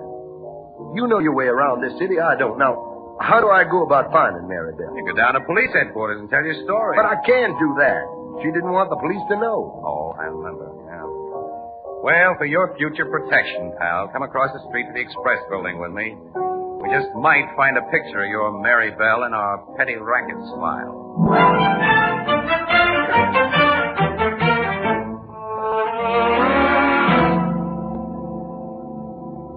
Casey, I told you I wouldn't find anyone who looked like that little lady among your pictures of female crooks. Well, she's been smart enough not to get mugged for our files, I guess, that's all. Will you do now as I asked you to do at first? Try to find a photo in your high society files. That's where she belongs. Oh, yes. She's a good singer, too. Singer? Yes, she gave one of them concerts here once. She gave a concert? Uh-huh. She let that slip when I said she had a beautiful speaking voice. Well, let's humor you, Tom. We'll see what's cross-filed under concerts.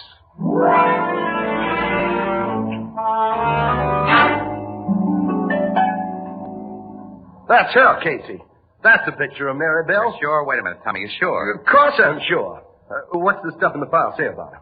Oh. Mary Bell Warren. Daughter of Stephen Warren, socially prominent banker. You see, Casey? Yeah, I see. Concert, May 1945 at Maxwell Hall. House guest of Mrs. Donald P. Burgess. Hey, the Mary Bell must be the real goods. Mrs. Donald P. Burgess is big stuff around I told here. you. Okay, I've been wrong before. Yeah. Now I want to find this gal and know what goes on as much as you do. This looks like the beginning of a front-page story. Let me get that phone. What you going to do? Wait a minute. Hello, this is Casey, operator. Get me Mrs. Donald P. Burgess. That's right. Mrs. Donald P. Burgess.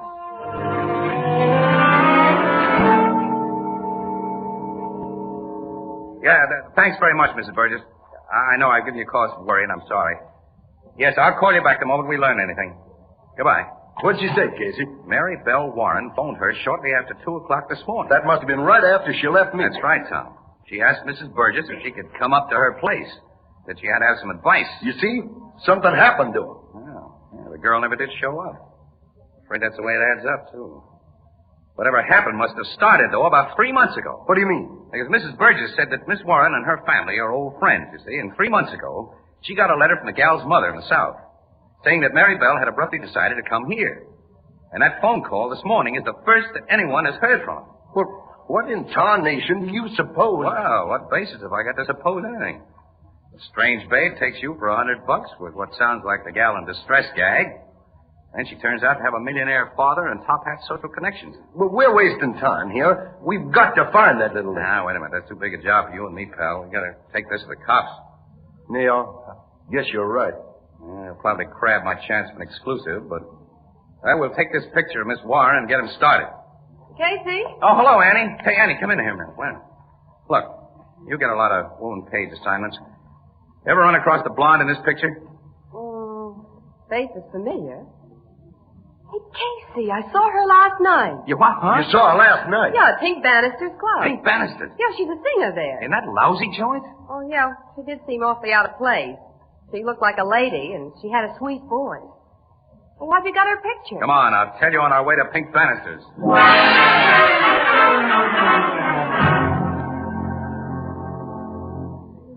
What makes you interested in my blonde singer, Casey? Oh, Miss Williams heard her here last night, Pink. Thought she was good. Well, good enough to deserve a little free publicity, Mr. Bannister. This cowboy gonna help you get it? I've already explained that Tom Morrissey is a friend of ours. We just brought him along. That's right. What's the girl's name, Mr. Bannister? I didn't catch it last night. Her name's Lottie Dunbar. Lottie Dunbar. Yeah. How long she worked for you? Oh, about 2 months. Where does she live? Montrose Hotel. Oh, not a very classy joint. How late does she work here? Well, our last floor show is 3 a.m. Did she work that late this morning? No, she said she was sick. She left early. We need more than that information. I want to know why she... Now, wait a minute, Tom. I Yeah. asked you to keep your mouth shut. I'm sorry, Casey. Hey, I don't get this. All right. Might as well give it to you straight. We have reason to believe that something's happened to Lottie Dunbar. Something's happened? Yeah. What made her leave here early? I've already told you. Did she come to you and say she was sick? Yeah, here in my office. Now, that's all I know. Was, anyone with you at the time? Well, yeah. A couple of chumps had gotten into a fight on the floor. My boys had brought him in here for a cooling off. I talked one of them out of it, sent him home. The other was still in here with me. Well, that checks, Casey. I told you about that fight, and I saw Gallo leave this office, and the other man hadn't come out when I left with Uncle Wilmer. Hey, who was this other man, Pink? Just a quarrelsome drunk I'd never met before and I never want to see again. Well, after I collected the bill he owed, one of my boys put him out, told him not to come back. Now, suppose you tell me why you think something's happened to the Dunbar girl. Well, it's too long a story to go into now. But if we don't find her soon in good health, you'll hear all about it from the cops. I can't tell them any more than I've told you, Casey. Okay, Pink. Come on, Annie, let's go. Come on, Tom. We'll try the Montrose Hotel. So long, Pink. So long. Goodbye. Huh? Hello? Yeah, boss. Come here. Want me I should follow them wise guys? Yeah, I want to know every place they go and about everyone they talk to. I'll be with them all the way. And, if it seems necessary... Sure, boss.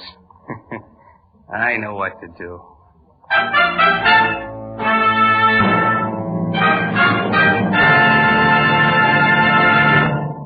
Our story will continue in just a moment.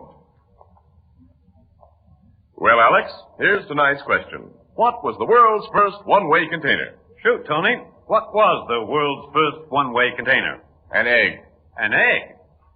Say, you're right. When you open an eggshell, you know that you're the first and last to use it. And it's the same way with the new Anchor Glass one-way no-deposit bottle. It's never been used before. It will never be used again. The Anchor Glass one-way bottle brings you beer and ale as it's meant to taste. Clean, clear, sparkling. Beer that's brewery bright. Unaffected by any foreign flavor. And when you've enjoyed the beer, you dispose of the empty bottle as you would any other food container. No deposit, no fuss, no empties to be returned. The one-way bottle. The safest, most convenient way to buy beer. Yes, indeed. And that's why the revolutionary new Anchor Glass one-way no-deposit bottle is sweeping America.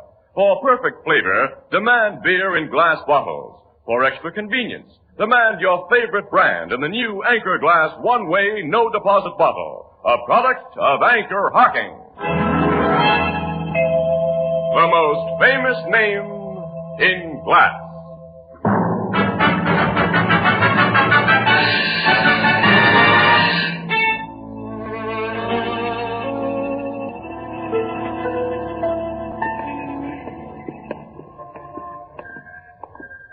Well, the hotel manager told us Mary Bell didn't come home this morning and ain't been seen since yesterday, Mr. No, I figured all this would be a waste of time. Well, let's get back to the car. Okay. There's one thing to do now. Let's go to the cops. Which means goodbye exclusive. Miss Williams, how can you think of newspaper stories when that little lady may be heard Oh, of? I'm sorry, Mr. Morrison. See, Tom, we got to be impersonal in our jobs. If we weren't, we... Hey, wait. What? That guy getting into the green car up ahead of us. Yeah. Seems to me that green convertible was behind us when we drove up here. It was. I noticed it. Hey, Casey, I've just placed that man. He was one of the bouncers who broke up the fight in Bannister's place last night. Oh, that's very interesting, Annie. All right, I'll start our car and see what he does. You and Tom keep an eye on him. Okay.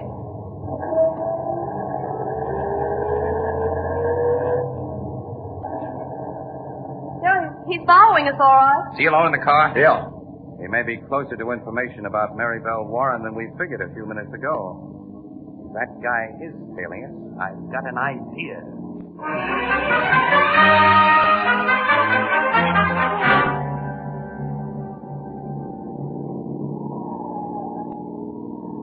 His car lights are only about 100 yards behind us now, Casey. I thought he'd creep up on us.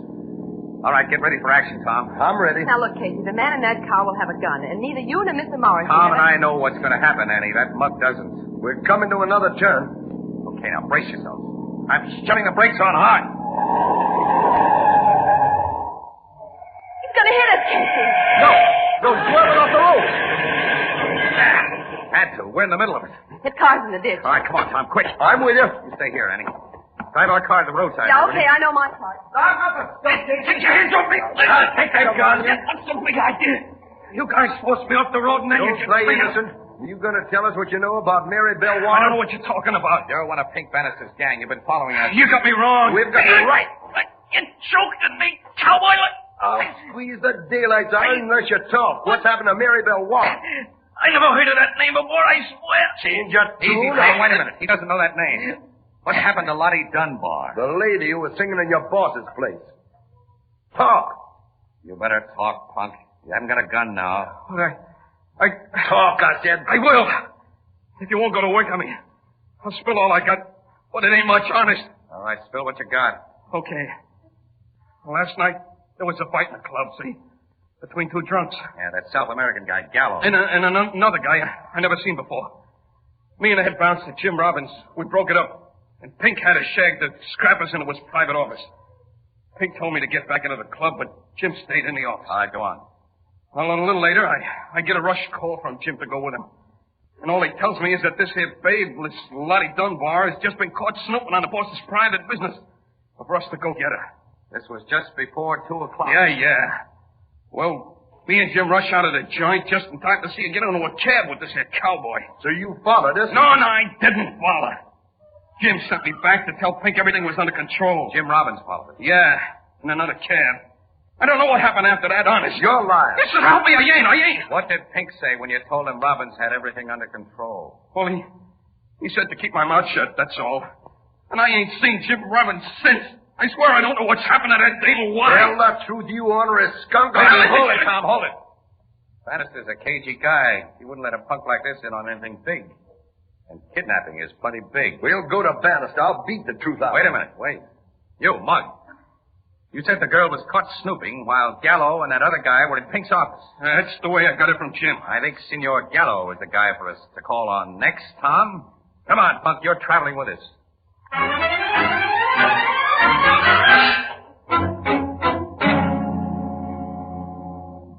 I can tell you nothing more. When I was in that Bannister club last night, a strange man insulted me, and I struck him. Then in his office, Senor Bannister made the man apologize, and I came back here to my hotel. That is all that happened in Senor Bannister's office. I think you're forgetting something that happened there, Mr. Gallo. No. Yes, look here. The girl has been kidnapped, possibly killed, because she saw or overheard something in Bannister's office that you can tell us about. You've got to cover up for the rats that snatched her? I do not know. You do know. I'm sure of it because you're scared. You're scared, and it shows in every move you make, every word you say. What are you afraid of, Gallo? Well, If you don't tell us, mister, we'll find out. Yes, you will find out. And the police. I was a fool to think it could be kept a secret. Let's have it. Last night in that office, I killed a man. You killed a man? Yes, I am a murderer. Who did you kill? The man who insulted me. I was drinking too much champagne, and I have bad hot temper. In that office, this man insulted me again. I remember that. Then I struck him. Then he hit me back hard and knocked me down. Everything went black. When I again knew what was going on, Senor Bannister and a man who worked for him were holding my arms. The man who hit me was on the floor, dead. And it was my gun that shot him. What happened then? Senor Bannister, he said he will not tell police. He said he and that man who worked for him will hide the dead body and protect me. That's what Mary Bell overheard, Casey. Yes, of course. What did Bannister say it'd cost you for his protection, Mr. Gallo? He did not say anything. He only told me to go home, that he will take care of everything, and I will hear from him. Oh, you'll hear from him, all right. We've got all we need to nail Bannister now, Casey. I'll say we have. While you call the police to arrest this murderer, I'll be on my way to Bannister's place. I'm going to make him tell me what's been done to Mary Bell, and if she ain't alive... Wait, Tom, wait. You'd only be tipping our hand, maybe losing our chance of finding that girl. Casey's right, Miss Morrissey. Well, what shall we do? Well, first I'll call the cops. To arrest me? Yes, Mr. Gallo. Thing doesn't add up. Not at all. What do you mean, Casey? I'll think of it. Oh, hello, headquarters. Connect me with homicide, will you, Captain Logan? Tom, here's what I mean. Yeah. If Miss Warren was snooping on Bannister while he covered up a murder, he had reason for kidnapping her. But why was she snooping? Why was she working in his joint? Why didn't she run to the cops? Yeah, there's a lot of funny things. Yeah, including that crack about her family honor. And another thing. Oh, wait a minute. Hello, Logan. It's Casey speaking. Listen, Logan, I'm going to be down to headquarters in about 20 minutes with a very wealthy Senor Jose Gallo. Because he says he's a murderer. Yeah, he just made a confession. Yeah, well, wait a minute. Now, let me tell you something now that's really important. Put a tap on Pink Bannister's telephone lines, Logan. Yeah, right away, yes. And put a shadow on him, too, the best you got. I'll tell you why when I see you. Logan, it's too long a story to go into now. But do it, will you, pal, and quick. We're starting right away. Goodbye. Tom, I think we can expect action from Mr. Pink Bannister very soon. You want him shadow? And, his phone line's tapped. Because he's going to receive a report from one of his hired hands as soon as it's done. Who? The punk right here. Who, me? Yes, you. With my fingers around your neck. And you'll tell him you're still spying on us. That we've been talking to Senor Gallo, that we've just left his hotel with him, and you overheard us say we were taking him to police headquarters. We'll be at police headquarters when you phone that report. I get it, Casey. Bannister will guess that Gallo's confessed to it, and he'll make some kind of a break. I think so, Annie. You know, I've acquired a hunch about that family honor gag of Mary Bell's. Oh? What is it? Oh, no. The kind of hunch I might talk myself out of if I talked about it. Let's get down to Logan's.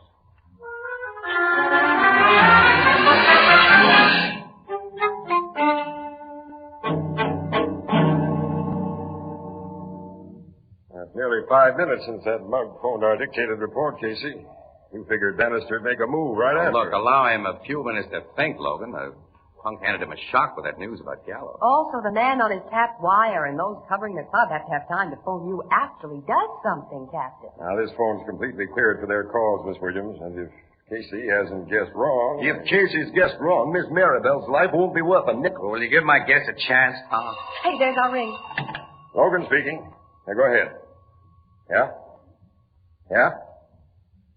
1287 Jastrow Street? I got it. Okay, Flanagan, get out there the quick way. We'll be right behind you. Bannister's left the club? Just now, with 2 guys tailing him and Sergeant Flanagan with a squad going direct, as we'll go. Come on.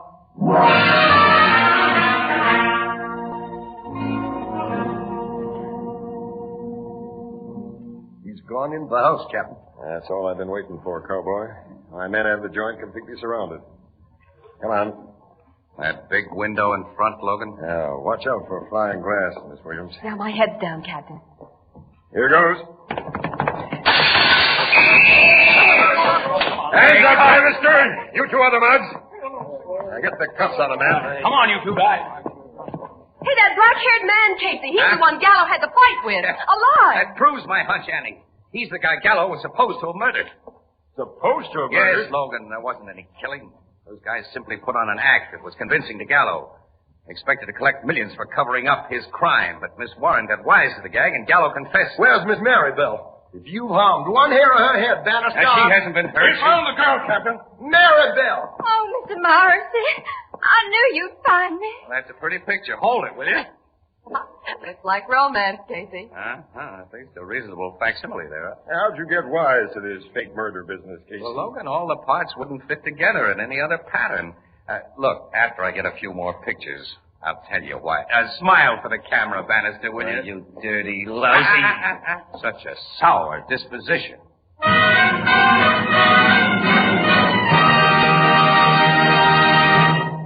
We'll join the crowd at the Blue Note in just a moment. You've often heard a woman say, I don't mind washing dishes so much, but oh, those pots and pans. That's because she uses ordinary pots and pans. Now, when you use Fire King oven glass, you reduce that tiresome kitchen drudgery to a minimum. First, because Fire King oven glass is so amazingly easy to clean. Fire King is a special non-porous surface that's literally mirror smooth. It comes clean in a jiffy and never absorbs baking stains or odors. Now, second, you save dishwashing time because you bake, serve, and store leftovers all in the same Fire King dish. You'll find a wide variety of Fire King casseroles, pie plates, and general utility dishes in all sizes at chain and department stores and wherever household glass is sold, all at amazingly low prices. all guaranteed for 2 years against oven breakage. Ask for Fire King oven glass by name. Fire King is a product of Anchor Hocking, the most famous name in glass.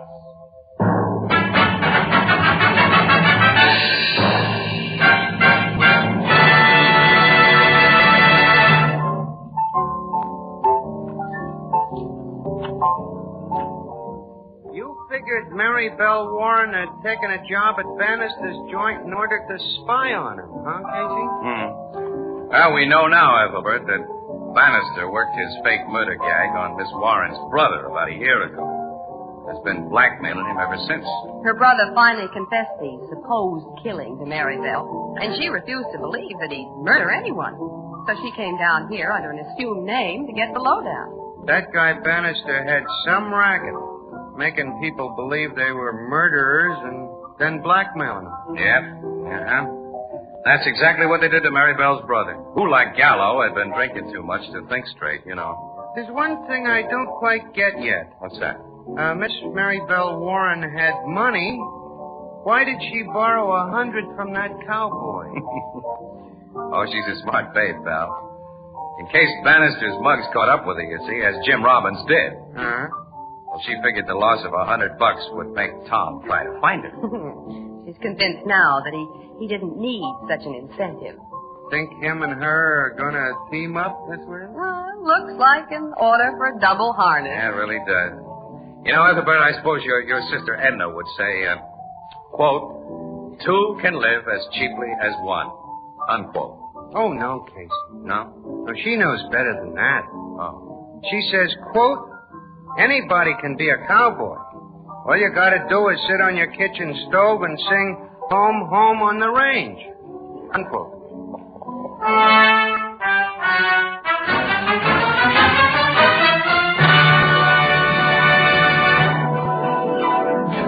Crime Photographer, starring Stotts Cotsworth as Casey, is brought to you each Thursday by the Anchor Hocking Glass Corporation, makers of Fire King oven glass, Anchor glass containers, Anchor caps and closures. All products of Anchor Hocking, the most famous name in glass.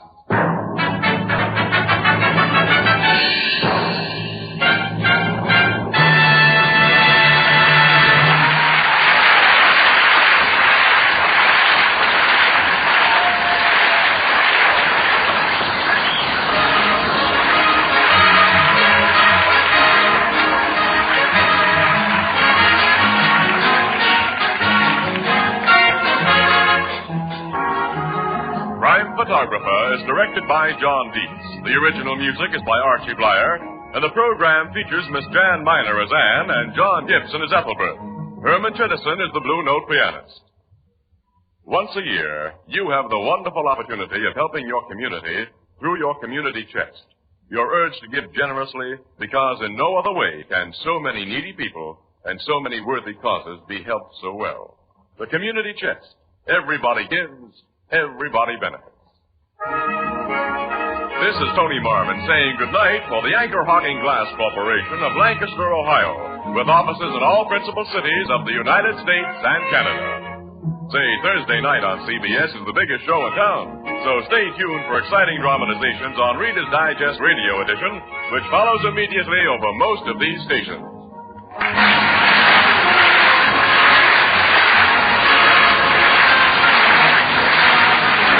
CBS, the Columbia Broadcasting System.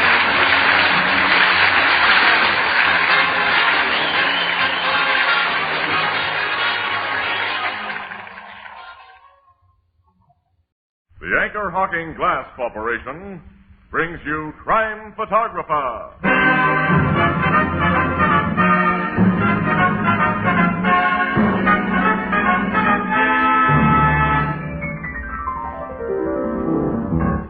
Hi, Ethelbert. Why the grin? Well, Casey, tomorrow's Halloween, and I keep thinking of old Lem Peabody. Why him? Old Lem could think up more tricks for Halloween. Nobody could beat him. He was famous for his tricks. Well, I suppose that's one way to get famous. to do something better than anyone else. Ah, you're so right, Casey. And you know, when you make something better than anyone else, you become famous, too. And that's why Anchor Hocking is the most famous name in glass.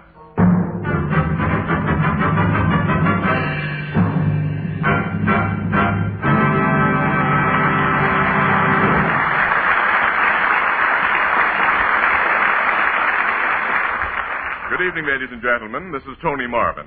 Every week at this time, the Anchor Hocking Glass Corporation of Lancaster, Ohio, and its more than 10,000 employees bring you another adventure of Casey, crime photographer, ace cameraman who covers the crime news of a great city. Written by Alonzo Dean Cole, our adventure for tonight, Great-Grandfather's Rent Receipt.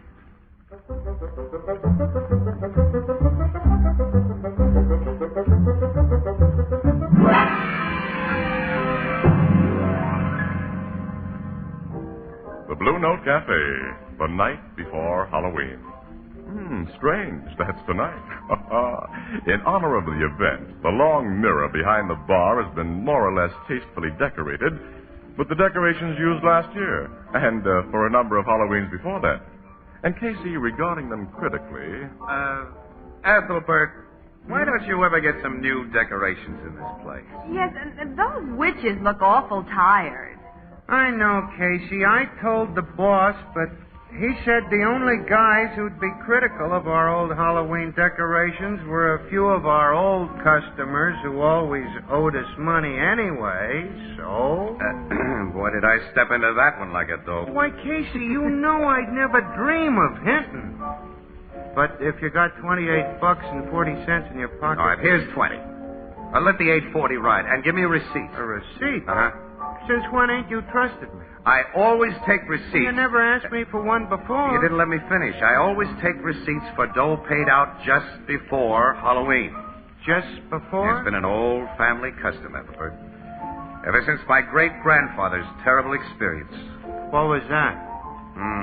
Well, maybe I'd better let sleeping ghosts lie.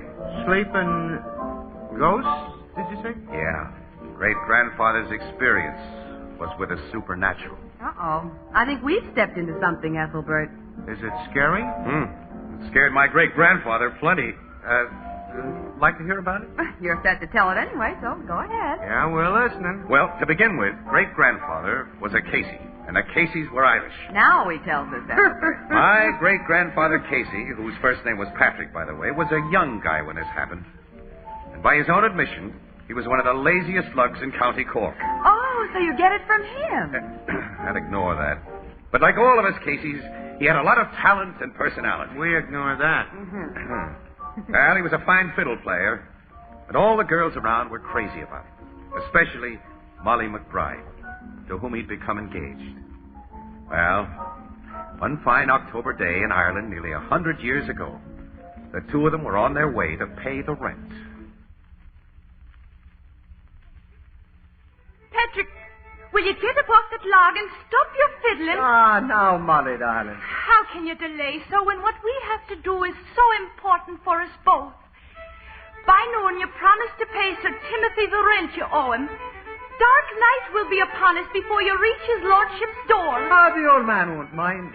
Sir Tim dotes on me, Molly. Why, when I served under him in the army, Pat, my boy, he used to say, Pat, my boy. Give me that fiddle. Here, now, let go, Molly, you'll break it. Patrick, last night when me father, against his better judgment, lent you the farm rent you owe Sir Timothy, 'twas faithful you promised him you'd settle down to work and stop idling with your tunes. That is a promise I'm keeping from the day you and me are married, on the day after All Saints' Day. Oh, so you're putting off keeping it. Patrick Casey, unless you make up your mind and turn over a new leaf this very second, there'll be no marriage between you and me. I promise. Sure, I swear it. Then let's be on our way to his lordship. We start this very instant after you give me a kiss. No, that's wasting time. Kissing you is never wasting time. Now let me go, Pat. Let me go. Ah, no, darling. Oh, Patrick. 'Tis so much stronger you are than I am. Ah, I love you, Lana. You really are going to settle down.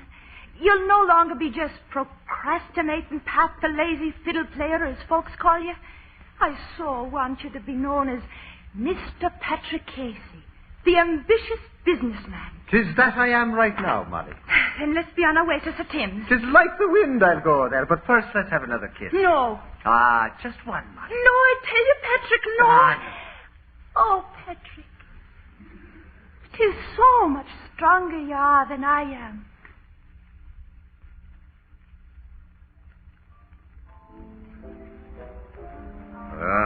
That's the kind of a guy my great-grandfather was when he was young. And that's the kind of a gal Molly McBride was. Well, I hope she finally bent that fiddle over his head, Casey. No, she didn't, Annie. Great-grandfather got what was coming to him another way. Go on and tell us. Well, Ethelbert, the two of them got to the landlord's house about 5 or 6 hours late. This landlord was a tough old character. And the rent owed him was long overdue. And outside his door, Pat had an attack of cold feet.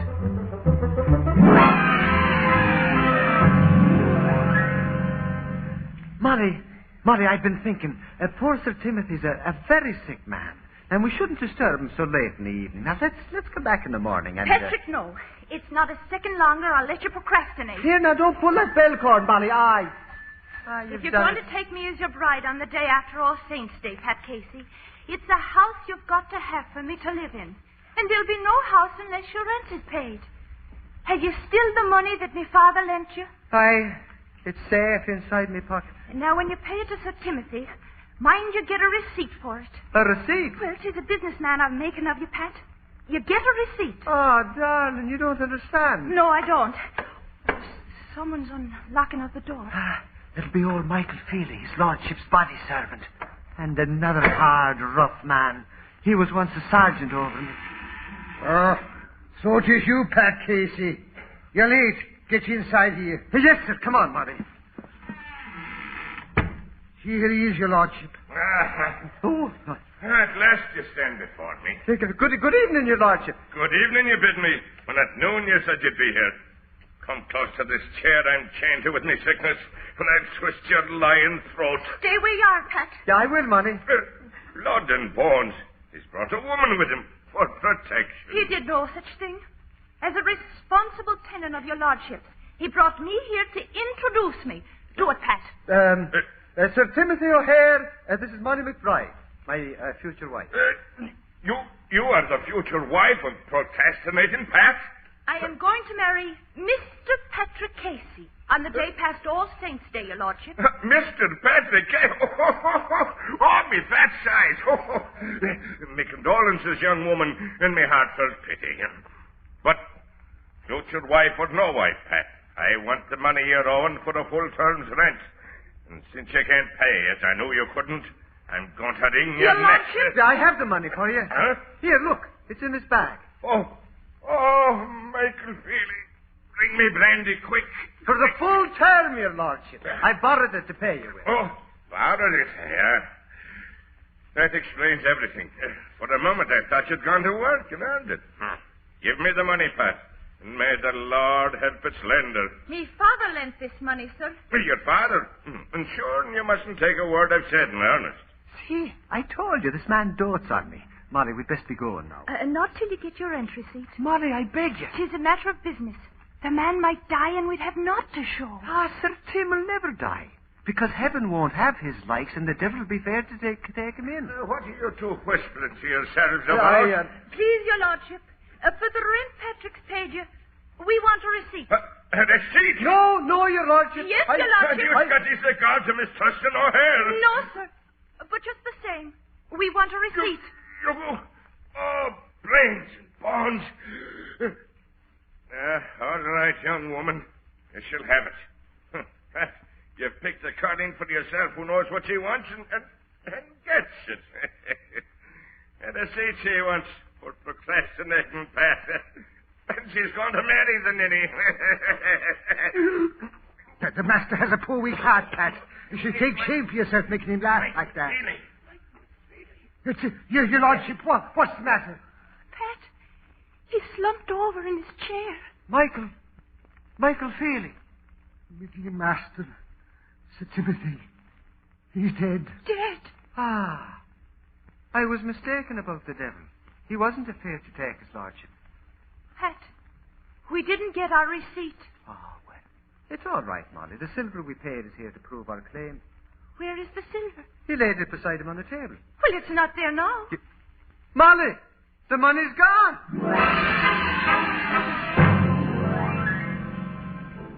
And it was a great mystery where the money had gone to. My great-grandfather and his fiancée searched everywhere. Did they search that servant, Casey? No, Ethelbert. But there was to be later proof that Michael Feely didn't take the bag of silver. Well, tell us what happened next. I'm going to, Annie. You know, 100 years ago, you couldn't just pick up a telephone and call in help when death occurred. So they laid the old man out decently in his bed, and Pat was putting off going for a priest and the undertaker, while Molly worried, and Michael Feely sat grief-stricken in a chair.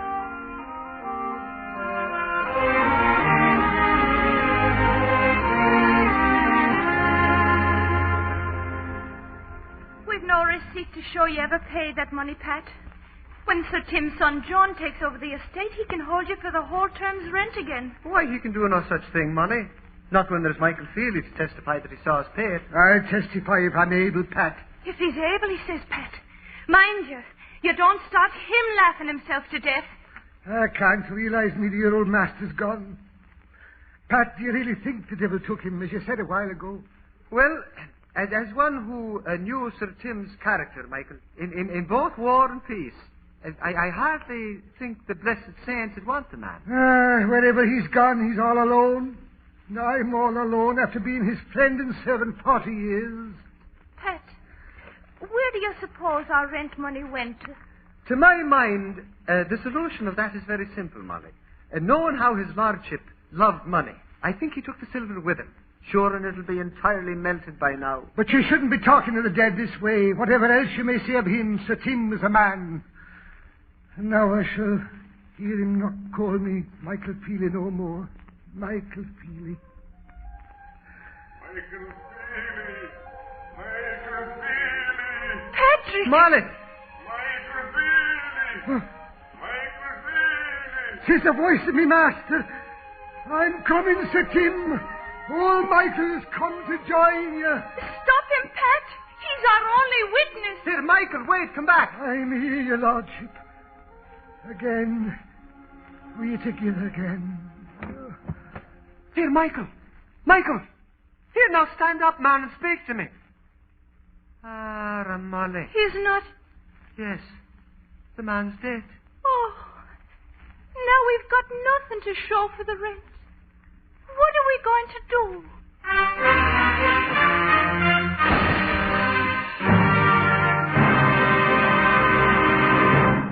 Our story will continue in just a moment. America is literally a land of milk and honey, and thousands of American beekeepers are producing just about the best honey on earth, straining it and bringing it to your table in convenient, crystal-clear glass jars. These jars of liquid sunshine range from a pale, pale gold to a deep, rich amber, and each is packed with energy, quick energy, safe energy. Keep a jar of honey on your breakfast table always, and serve honey with hot breads of all kinds. You'll find that honey adds an exciting note to the most everyday menu, and there are dozens of uses for honey.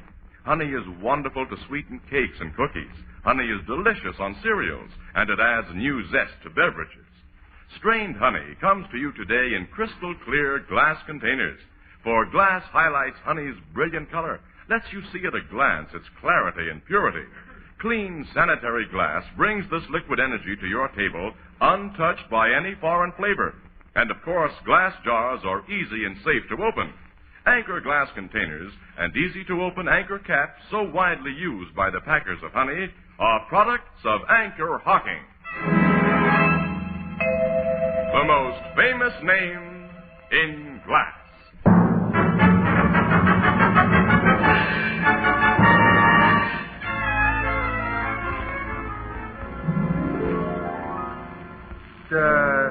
The ghost of that old Sir Timothy called the servant, huh, Casey? My great-grandfather said there could be no mistake about the voice, Ethelbert. Huh?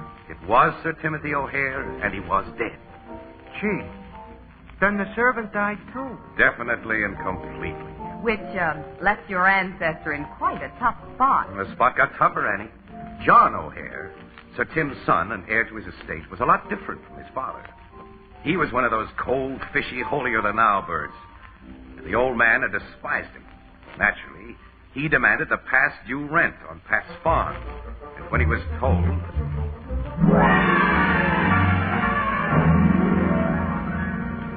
I swear I paid the rent, Sir John, just like we've said. But you have no receipt. We had a witness. And like my honored father, that witness is dead. Enough of this farce. Patrick Casey, at terms rent you owe. If you do not pay, I turn you off your farm. Oh, we meant to be married on the day after All Saints' Day. Better for you, Molly McBride, that such misfortune be averted. Casey, tomorrow is All Saints' Day, and I want my money then, or out you go. I can't borrow the money twice, sir. I care not how often you borrow it. I ask only that you pay it once. You traduce my father's holy memory when you say you gave him that of which he left no trace behind. Well, how could he leave a trace, sir, when his master took him off so sudden? What do you mean by his master? The devil, of course, sir, who took both man and silver. You dare insult the sacred memory of my parent, holy, pious man who was now with the heaven's angels.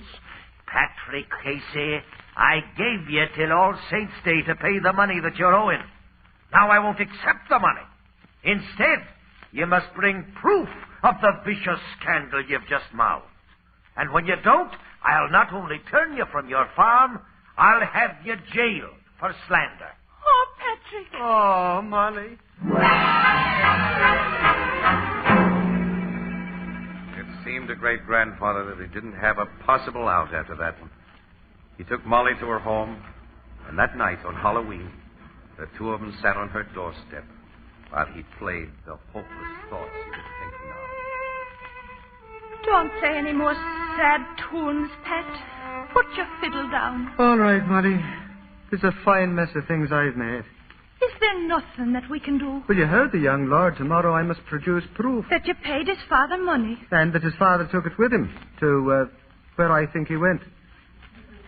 'Tis a difficult assignment. 'Tis a tremendous assignment. You'd have to die yourself to get such proof. Molly, do you insinuate that if I died, I'd be thrown into association with the likes of Sir Tim? Oh, no, the Lord forbid. No, if I could only meet the devil here, in a personal, friendly way. Patrick Casey. Molly. 'Tis me father calling from inside. Molly, leave that good for nothing and come into the house. Your father don't like me since I lost the money that he lent. Molly! I must go in. I love you, Pat. And I love you. Good night, darling. Good night, Pat. Sure, and a cold doorstep is soon the only place I'd have to rest. Well, come, Fiddle. After tomorrow, it'll be you and me wandering in the cold, hard world alone. Tomorrow, come All Saints' Day, Molly will be lost to me forever. Could I have another chance, I'd mend my ways. I'd even go to hell for another chance. Would you, though? What? Procrastinating, Pat. His lordship's voice. His laugh. Michael Feely. Michael Feely. Yes, my lord. It's both of them speaking from the dead. Michael Feely, fetch that lazy scoundrel down here. That I will, Sir Tim. Where are you? I can't see you. No, I see you now, Michael Feely. Your ghostly form. Come, Pat, to his lordship. No, now go away. If you fear, stay where you are. If you dare for the chance you wish but now, then come. You mean for Molly? Aye. Sure, and it's dreaming I am, but lead on. You have not far to go. The door lies here. Door? It's but a hole in the ground. It will close like a door once you enter. Do you dare? For Molly? Aye, Sir Tim waits below with your rent receipt. Lead on, man. I follow. First lay down your fiddle. It must be left here. The fiddle? 'Tis wood and very dry. Oh. I get your implication. Stay here, unscorched fiddle. Now lead on quick, Michael, before I change my mind. Come. I come.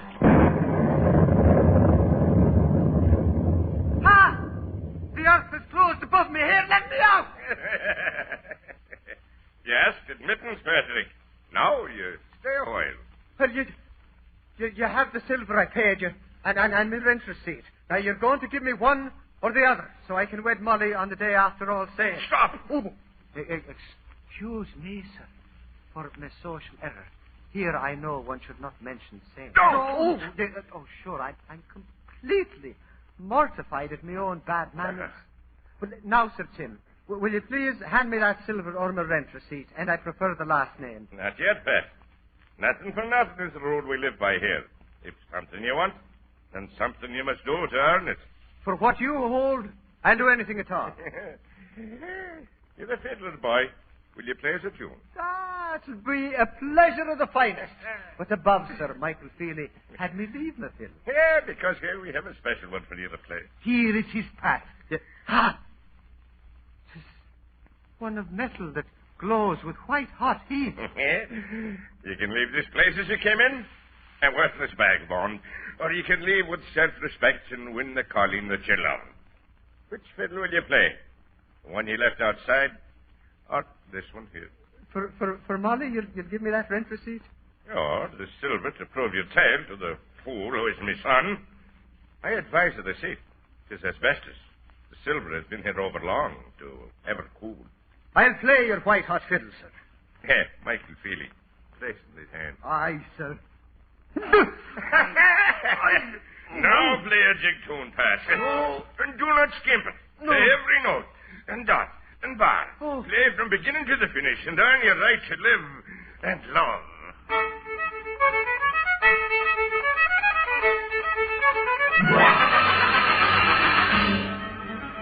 Great-grandfather didn't remember the details of what happened right after that. But next morning, on All Saints' Day, the sexton found him lying in the churchyard in a peculiar place and in a peculiar condition. He ran to tell Molly McBride, and she lost no time in coming back with him. Speak to me, Patrick. 'Tis me, your Molly. His eyelid fluttered open then. The man's coming to. Oh, thank heaven. He lives. How come he to be lying on old Sir Tim O'Hare's grave? Oh, look at his poor hands. They're burned to the bone. Yet he's clutching something in them, something white. Second chance. Hey, speaking. Tell me you're all right, Pat. Tell me. Molly, darling. Oh, Patrick. I'm a kushner, Lan. Oh, even now, Pat, you're so much stronger than me. Why are you lying here? And what happened to your poor hands? Oh, my hands. Molly, what day is it? All Saints' Day, Pat. Tomorrow's our wedding day that was to be. This is to be, you mean. Lead me to Sir John. What do you mean, Pat? Soon you'll know, for yonder Sir John rides. Run, Patrick. This is your last day of grace. Run and hide before he has you jailed. Sure, and I'll not run from that man. There's the thing upon we want. Whoa! Barney, Column, seize that worthless scamp for me. No! Touch me not, I warn you all. Here, Sir John, is your parents' rent receipt. Pat! What stuff is this? But do you go at morning? You said you had none from his hand. That was a day ago at morning. Do you know your father's writing? Holy saints, his very scrawl. But yesterday it stated. It was made last night, to be exact. Eve of All Saints' Day. When came you by this? Perhaps, Sir John, for your family's honour, it is a matter we should discuss in private. Yes. Everybody step aside. Not I. You'll have no discussions, Patrick, that I don't know about. Perish the thought, darling. Now, your lordship, that we're all alone, the three of us together, you'll know this receipt is writ on unburnable material. It is in my father's hand. Dated since his death. I see that you've drawn your own conclusions. Patrick, where on earth did you get that writing? Nowhere on earth, my darling. Well, your lordship, is this the proof you demand? Patrick, my friend, if you'll just give me that receipt, we'll let the matter drop. To preserve the reputation of your sainted father, I'd be glad to let you have it, sir. But this receipt is all I have to show that I paid my rent. I'll give you another gladly. Well, now, I have a fancy for this one. I'll give you a receipt for 2 years, Pat. No, now I'm thinking that the signature of a dead man on asbestos will be worth much more than that to autograph collectors. We'll say 5 years free rent, and the money you borrowed I'll pay back myself. Pat, take it quick. Hold your horses, Molly. I am thinking, Sir John, that the bride I take tomorrow should have a fine wedding trousseau. That too I'll give. And a wedding trip the two of us would like across the seas to America. It's yours. And I'll throw in a personal gift to boot, Pat. I'll buy you a fine fiddle. That you won't. From the feel of my hands, I never want to see a fiddle more. But all else is a bargain, your lordship. Bring that paper to the manor, and we'll put it all in writing. Goodbye to you now, and blessings on your wedding. Oh, Pat. 5 years, free rent, a bridal trousseau, and a trip to America.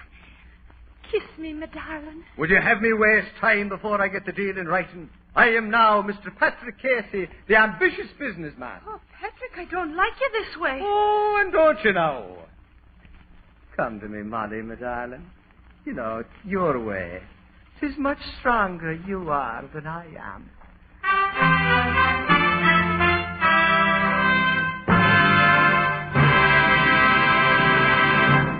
We'll join the crowd at the Blue Note in just a moment. Our government asks us to save food to help relieve starvation abroad. Now, there are more ways than one to save food. You can use less, or you can use food to better advantage. So here's a suggestion. Serve more oven-baked dishes. Delicious, nourishing baked dishes can be prepared from the less expensive cuts of meat or from leftovers. And your family will enjoy these big, steaming casserole dishes, particularly when they come to the table warm, fragrant, and appetizing in beautiful pale blue Fire King oven glass. Fire King oven glass is amazingly easy to clean, amazingly sturdy. Now, you'll find Fire King oven glass at 5 and 10 cent stores, department stores, and other stores selling household glass. Fire King prices are amazingly low, and every piece is guaranteed for 2 years against oven breakage. Fire King oven glass is a product of Anchor Hocking, the most famous name in glass.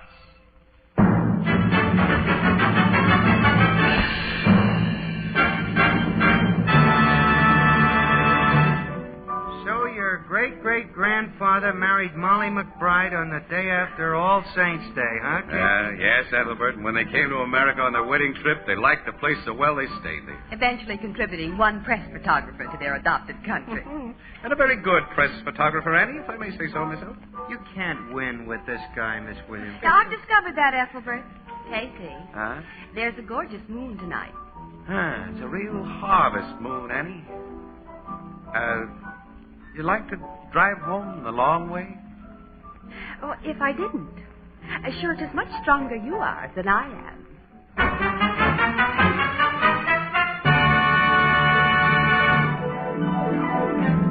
Crime Photographer, starring Stotts Cotsworth as Casey, is brought to you each Thursday by the Anchor Hocking Glass Corporation, makers of Fire King oven glass. Anchor glass containers, Anchor caps and closures. All products of Anchor Hocking, the most famous name in glass.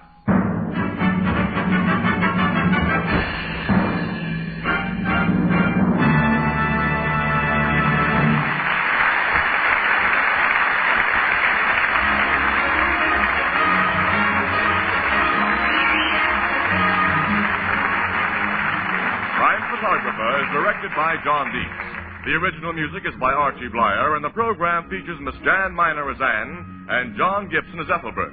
Pat was played by Carl Swenson and Molly by Kathy McGregor. Herman Chittison is the Blue Note pianist. This is Girl Scout Week. The Girl Scouts believe, and rightly so, that better citizens build a better world. Tonight, Anchor Hocking gladly salutes more than 1 million girls from 7 to 17 and their leaders who are part of this splendid movement, making a real contribution to peace through understanding and friendship. This is Tony Marvin saying good night for the Anchor Hocking Glass Corporation of Lancaster, Ohio, with offices in all principal cities of the United States and Canada.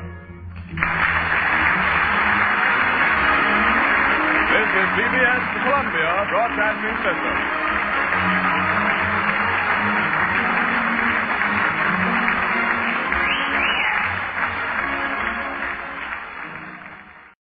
The Anchor Hocking Glass Corporation brings you Crime Photographer.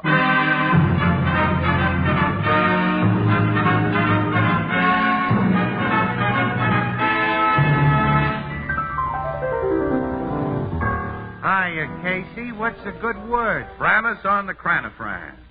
Framus on the cranifran. Huh?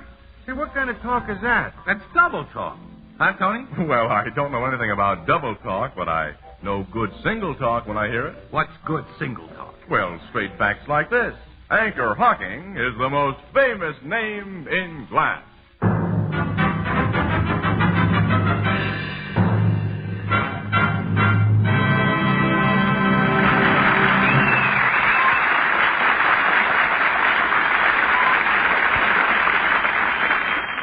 Good evening, ladies and gentlemen. This is Tony Marvin.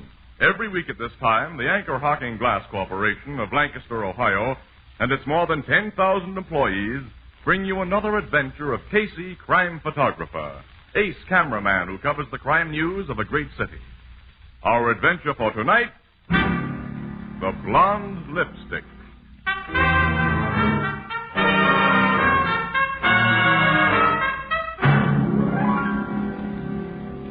9 o'clock in the evening at the Blue Note Cafe. It's too early for the late crowd, and the daily crowd has gone on to dinner. The place is practically deserted when... Hi, Ethelbert. Greetings, Ethelbert. Casey, Miss Williams. 2 bottles of beer, pal. Coming up. Here you are, Casey.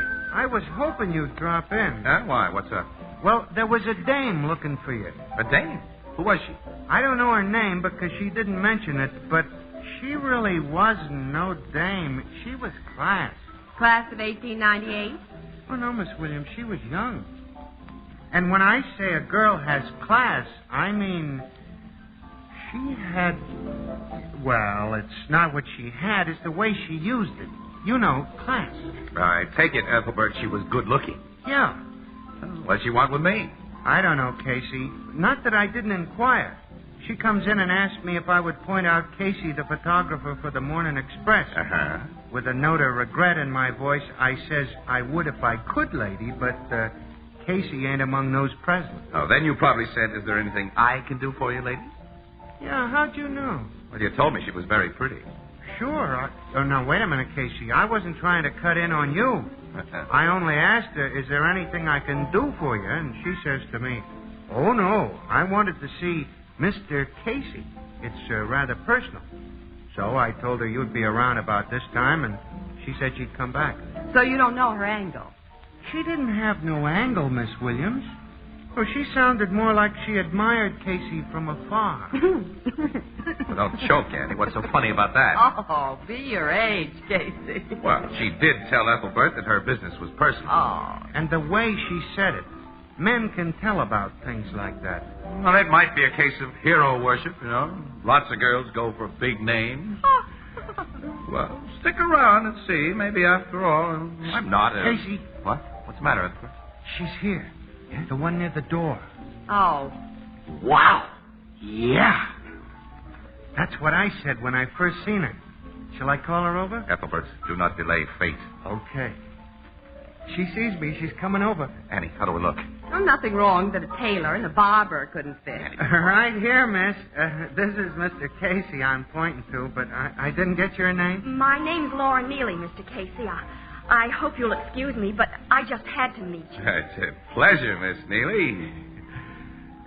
Oh, this is Miss Williams, an acquaintance. Yes. Mr. Casey has no friends. Oh, I read that honest newspapermen can't afford to make friends. Oh, you're just as I pictured you, Mr. Casey. Really? Well, I don't go building up any romantic ideas about me, Miss Neely. Oh, but it's true. Well, you reach the public every day.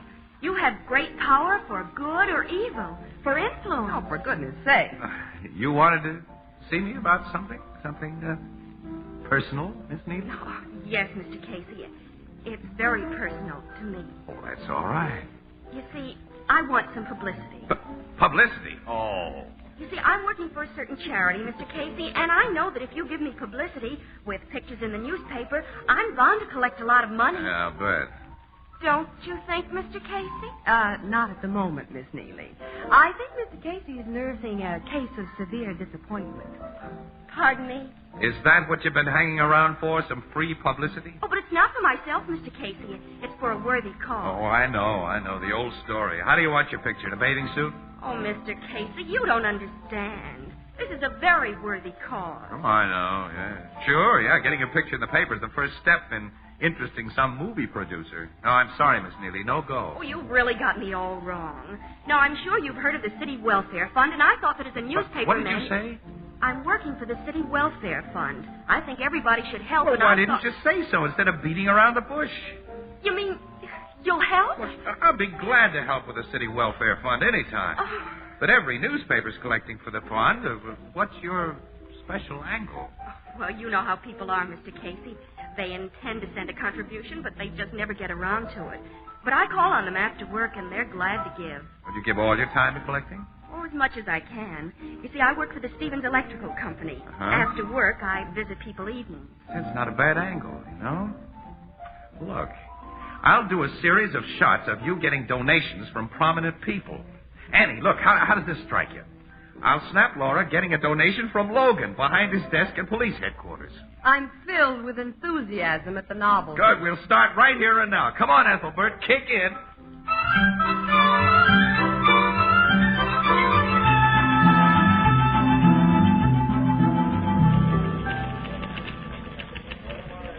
Hello, Annie. How's the news department? Fine, Casey. 1 murder, 2 arsons, and a nightclub fight between 2 movie stars. In other words, I'm not writing up that baby-faced space grabber. Now, Annie, she's collecting for the City Welfare Fund. Collecting a lot of glory for herself. Well, so what? She's working for it, isn't she?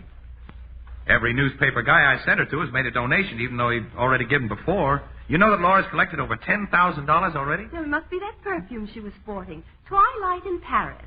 Guaranteed to land your man. Oh, look, why don't you give the gal a break, Annie? She's okay. Oh, is she? Well, I've tried, Casey, but I don't go for her. Well, why not? The way you hate her. I don't hate her. All right, the way you dislike her, then. Well, there isn't any reason for I it. knew I'd dislike her before I met her. That's what I mean. Williams, city room, police desk. May I speak to Mr. Casey, please? Now, just a moment. For you, Casey. Huh? Oh, don't get up. Hello, Casey speaking. My name is Thomas Stevens, Mr. Casey, president of the Stevens Electrical Company. It sounds familiar, Mr. Stevens, but... Miss Laura Neely is my secretary. Oh, yes, Laura mentioned you. And she told me about you, Mr. Casey. You've been helping her collect funds for the City Welfare Fund? Well, Laura does all the work, really. But you're very much interested, aren't you, Mr. Casey? Naturally, I want to see the fund get as much as possible. And I'd better tell you, Mr. Casey, I really don't know whether I should call the police The police? What happened? Well, there may be nothing to it, but on the other hand, Laura left the office with over $10,000 in cash, which she was going to take to the bank. When? What time? During her lunch hour, at 1 o'clock. That's 4 hours ago. Yes, and she hasn't returned. I didn't think anything of it at first, but then I began worrying. Well, did you check with the bank? Did Laura deposit the money? I called the bank, but she hasn't been there. I'm afraid she's... well, it could have been an accident or anything, but she had $10,000 with her. What shall I do? Call the police? No. Hold everything for a while. I'll check at this end, and I'll call you back in an hour or so. All right. Goodbye, Mr. Casey. Goodbye. Hey, I only heard your side of the conversation, Casey, but it doesn't sound good. I should say not. Laura Neely left her office for the bank with more than $10,000 in donations at 1 o'clock. It's after 5 now. She never got there. Huh. Check the bus and railroad terminals. Huh? Hey, wait a minute, Annie. That's unfair, really. Laura wouldn't run off with that dough. So I'm catty. But where's Laura? And more important, where's that $10,000? Yeah, that's what worries me. Laura could have been followed and robbed. Casey, I'm working a police desk, remember? I'd be the first one to get a report on a robbery or assault. Well, she might be hurt, Annie. She may be unconscious in some hospital right now. You know I get the accident reports, too, and nothing doing, Casey. Now, you better start thinking up excuses. Excuses for what? I'll state the case as simply as I can. You meet a girl at the Blue Note. You don't know a thing about her. Wait a minute. If I can't judge a person's character after all these years... Stick to men, Casey. You don't know a thing about women. I should know. I haven't been able to teach you a thing. Like what? Well, we'll go into that some other time. Right now, you've accepted a strange girl at face value. You introduce her to all your newspaper friends. You practically force them to give her money. What does that make you with all the boys? The biggest sucker in town. Well, I'll still bet my last dollar that Laura's honest. Face the facts, Casey. You were taken for a ride. Now, what are you going to tell the boys? Nothing. Oh, well, they'll be telling you plenty. Well, not until they find out. Look, so far, her boss, Stevens, is the only one who knows that Laura's missing. That gives me a chance to find her. Well, you'll need police help. Yeah. Yeah, I guess I will at that. Well, I'll ring up Logan. Oh, look, Annie, Give me the phone. I'll talk to him. Maybe you better let me do it. You did get Logan to pose for a picture with Laura. And it won't look very well when the story breaks. I'll take my own medicine if I have to. Still not sold on the idea that Laura ran out, though. Hello, police headquarters. Hello, Logan. This is Casey. Now listen carefully and save your comments until I'm through. Laura Neely has disappeared with over $10,000 she collected.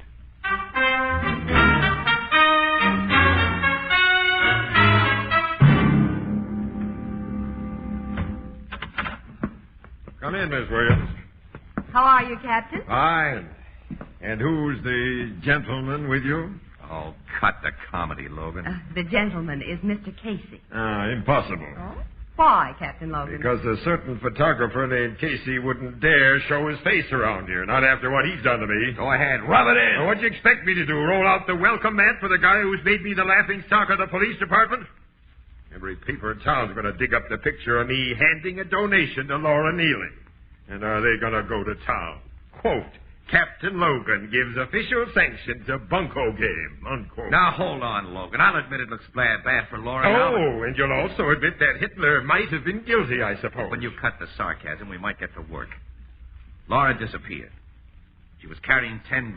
Well, now, lots of guys in this town could knock her off for less. Why don't you investigate before you jump to conclusions? You know, Casey, the same thing occurred to me, too. I did investigate. Did you find out anything? Not much. Laura Neely was making $55 a week. And last week she buys $970 worth of dresses. Well, so what? Every girl saves for clothes? Oh, sure. But Laura's personal bank account was $200. She didn't touch that. And on top of the $970 for dresses, she spent $300 for 2 suits and bought $150 worth of luggage. When I got all those reports, I began to suspect that Laura might have been preparing for a trip. How about the railroad and bus terminal? Well, my boys checked them, but not a trace. Well, you see, now. But I found the record of an automobile sale in her name. Yesterday, Laura bought a blue convertible roadster from a second-hand dealer.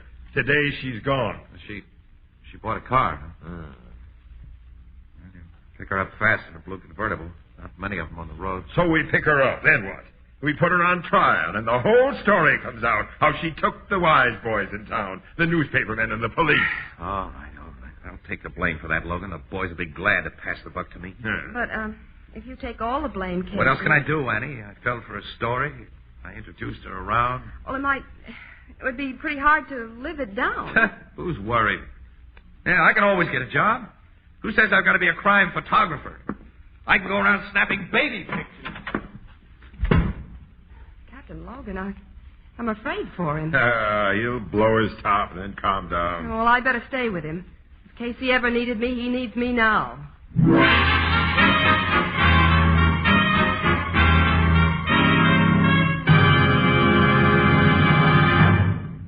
Our story will continue in just a moment. Say, Tony, who collects and returns all the empty beer bottles in your house, you or Junior?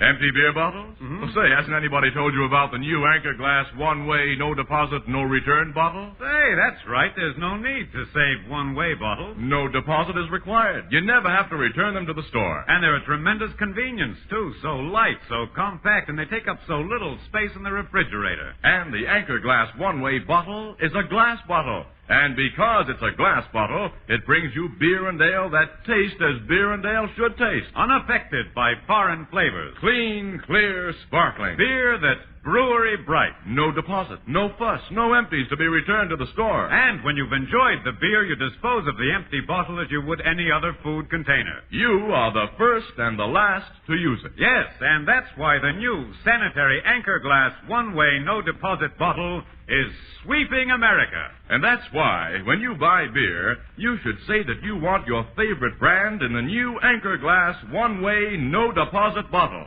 A product of Anchor Hocking. The most famous name in glass.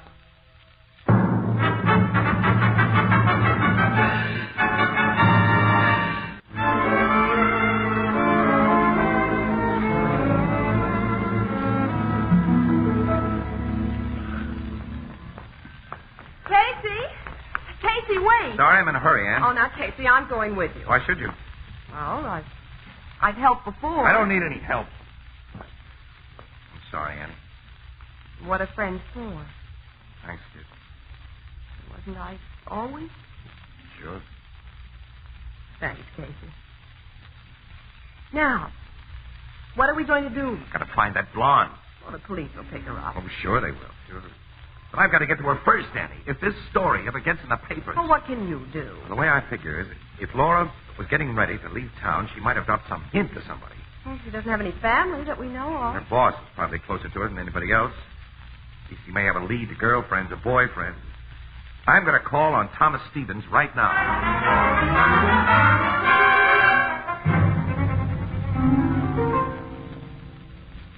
You'll make yourselves comfortable in the library. I'll tell Mr. Stevens you're here. Thank you. If I may take your valise, sir? Oh, that's all right. That's my film case. I'll set it down right here. Mr. Stevens will be down direct. Yeah, we'll wait. Boy, the electrical line must pay off plenty. This is a lovely house. Oh, an original painting by Van Houten. Oh, good evening. Do you like my wife's portrait? Oh, good evening, Mr. Stevens. Your wife is a beautiful woman. Oh, thank you. She's out of town right now, Miss... Oh, I'm sorry. I'm Miss Williams, and this is Mr. Casey. Oh, yes. I spoke to you on the phone, Mr. Casey. Yes. Do you have any news of Laura? Yes, bad news. You mean Laura's hurt? No. Laura has run away with the money she collected for the city welfare fund. Oh, it's impossible. I don't believe it. They had a pretty hard time convincing me, too, but you can't argue about it anymore. Police found that Laura bought a flock of new clothes and luggage in a car, and then she disappeared. She did. And I... You what? I donated $300 to her fund myself. Huh? You're in good, smart company, Mr. Stevens. Quite a few people like to catch up with Laura. And I'd like your help. Well, what can I do? Well, answer some questions, if you will. You see, the way we figure, Laura was with you during her working day, and she might have dropped a hint as to where she was going. Nothing that I can remember, Mr. Casey. Oh, did she ever say she wished you were in California, we'll say, or Florida, or someplace? Well, no, as a matter of fact, I know very little about her. And there isn't anything you remember that could give us some lead. I'm afraid not, much as I'd like to. Oh, I'm sorry to bother you, Mr. Stevens. Well, if I think of anything, I'll call you, Mr. Casey. Yeah, thanks. You can reach me at the newspaper office. Or perhaps the police will catch her. Maybe. Yeah, but by that time, Laura Neely would have run through the money for the welfare fund. Shall we go, Eddie?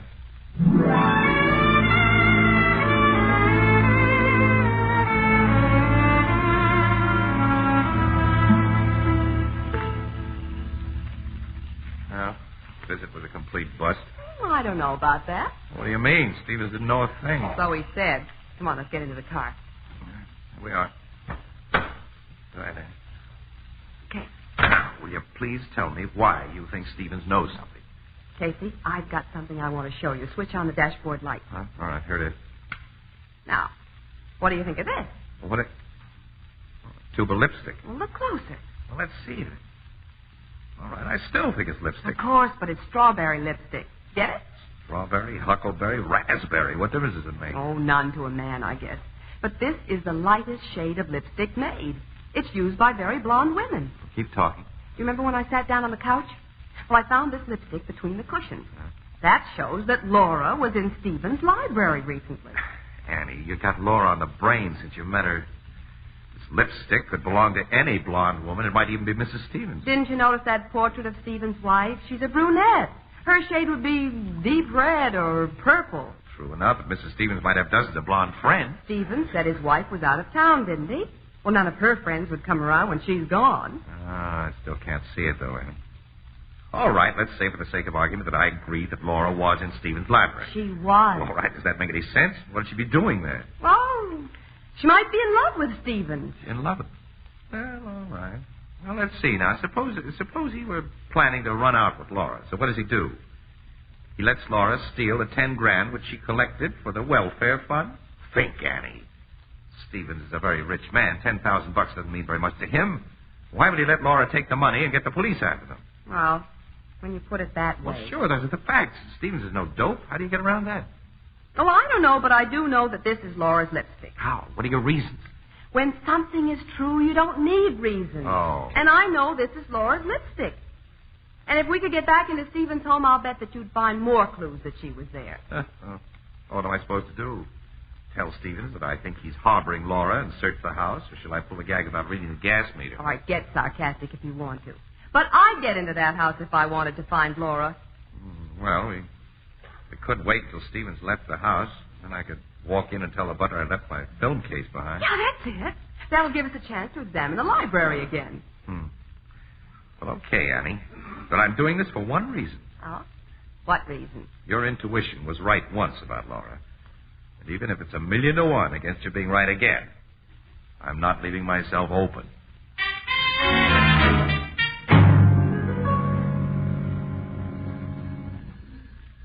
You're sure that was Stevens in the car which left? Yeah, I got a good look at him. He's gone. Okay. Good evening. Oh, I'm sorry, Mr. Casey, but Mr. Stevens left the house shortly after you did. Oh, well, that's all right. I didn't come back to see Mr. Stevens. You see, I missed my film case, and I think I left it here. Film case? Yeah, that square leather case with a leather strap that you wanted to take. Oh, yes, I remember, sir. Will you come in? Yeah, thank you. After you, Annie. Yes. You must have left the film case in the library, sir. I'll look. I'll just come along, pick it up. Here's the library, sir. Do you remember where you put it? Well, it's too big to miss. It might be on the other side of the couch. No, it's not here.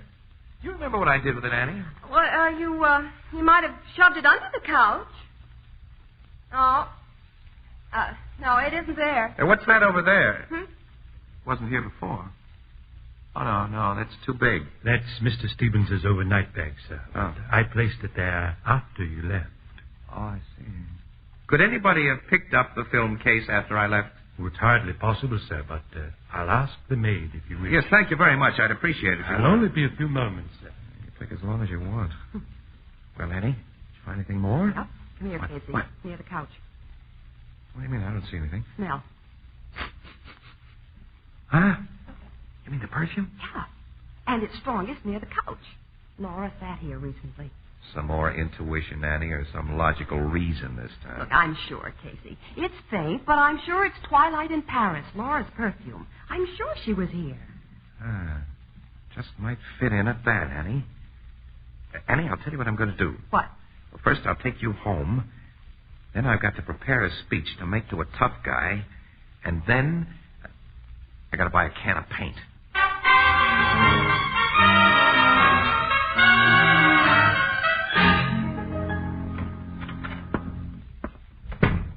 You're late, Tom.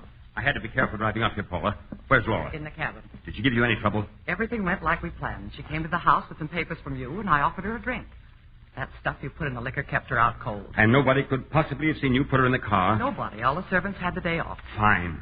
All your friends, Paula. I must have told 1,000,000 people that my wife is out of town for a few days. This summer cabin of ours is certainly out of town. Where's the blue convertible roadster you drove up? In back of the fence, naturally. It can't be seen from the road. Every policeman in the state is looking for that car. Tom, how did it go in the city?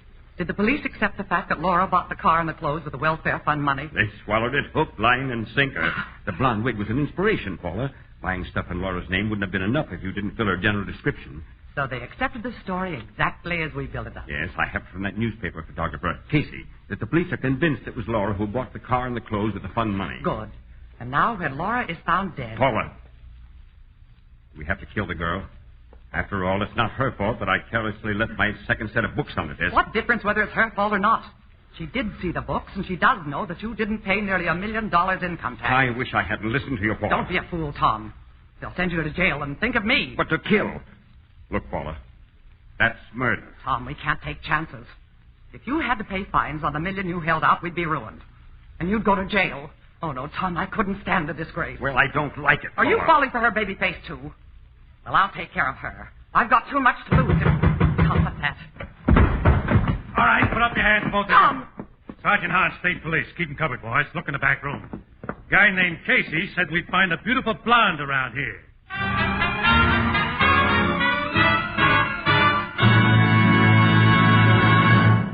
We'll join the crowd at the Blue Note in just a moment. You know the old adage, the pot calls the kettle black? Well, maybe you think it's natural for all cooking utensils to become scorched, blackened, and hard to clean. Well, that's because you've been using ordinary pots and pans. Now, when you use Fire King oven glass, that just doesn't happen. Fire King oven glass is a special non-porous surface that's literally mirror smooth. It doesn't absorb baking stains or odors, and it's amazingly easy to clean. And because you bake, serve, and store leftovers all in the same Fire King dish, you save hours of kitchen drudgery. Now, you'll find a wide variety of Fire King casseroles, pie plates, and utility dishes at chain and department stores and wherever household glass is sold. You'll be surprised at the amazingly low prices.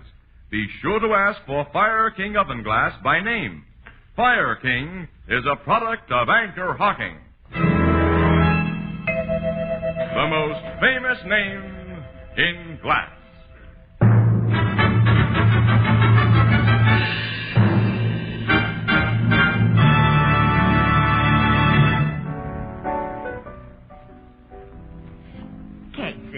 I'm just about to bust with curiosity. Yeah, me too.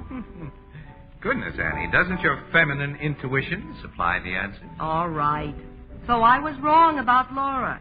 I know that Mr. and Mrs. Stevens are under arrest, and that Laura is coming back with the money for the city welfare fund. Casey, Miss Williams, here comes Laura now. Oh, Mr. Casey, you saved my life.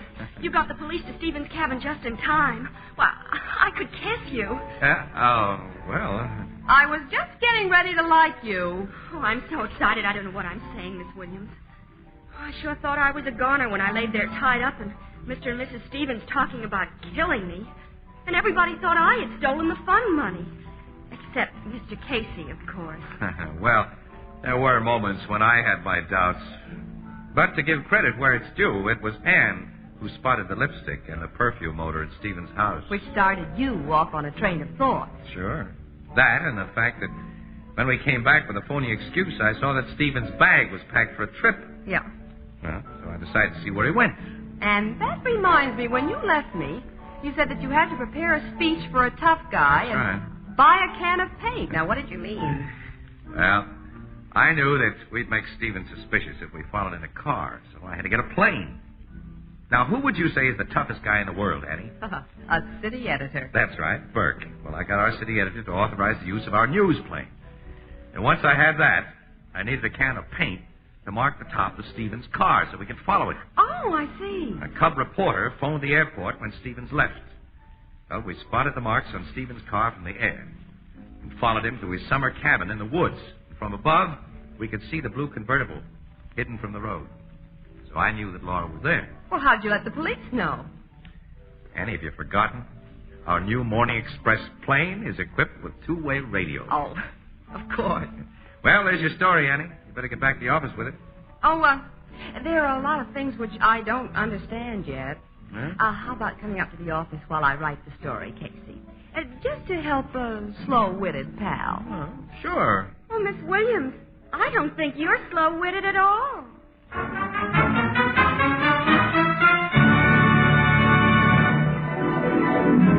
Crime Photographer, starring Stotts Cotsworth as Casey, is brought to you each Thursday by the Anchor Hocking Glass Corporation, makers of Fire King oven glass, Anchor glass containers, Anchor caps and closures.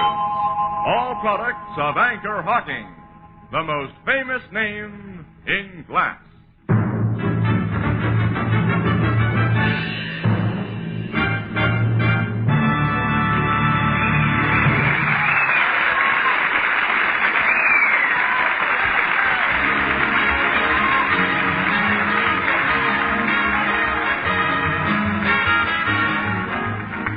Crime Photographer is directed by John Dietz. The original music is by Archie Blyer, and the program features Miss Jan Miner as Anne and John Gibson as Ethelbert.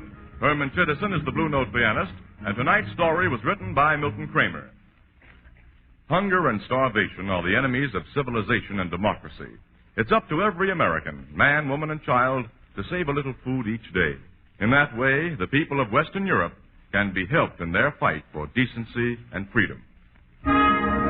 This is Tony Marvin saying goodnight for the Anchor Hocking Glass Corporation of Lancaster, Ohio, with offices in all principal cities of the United States and Canada. This is CBS, the Columbia Broadcasting System.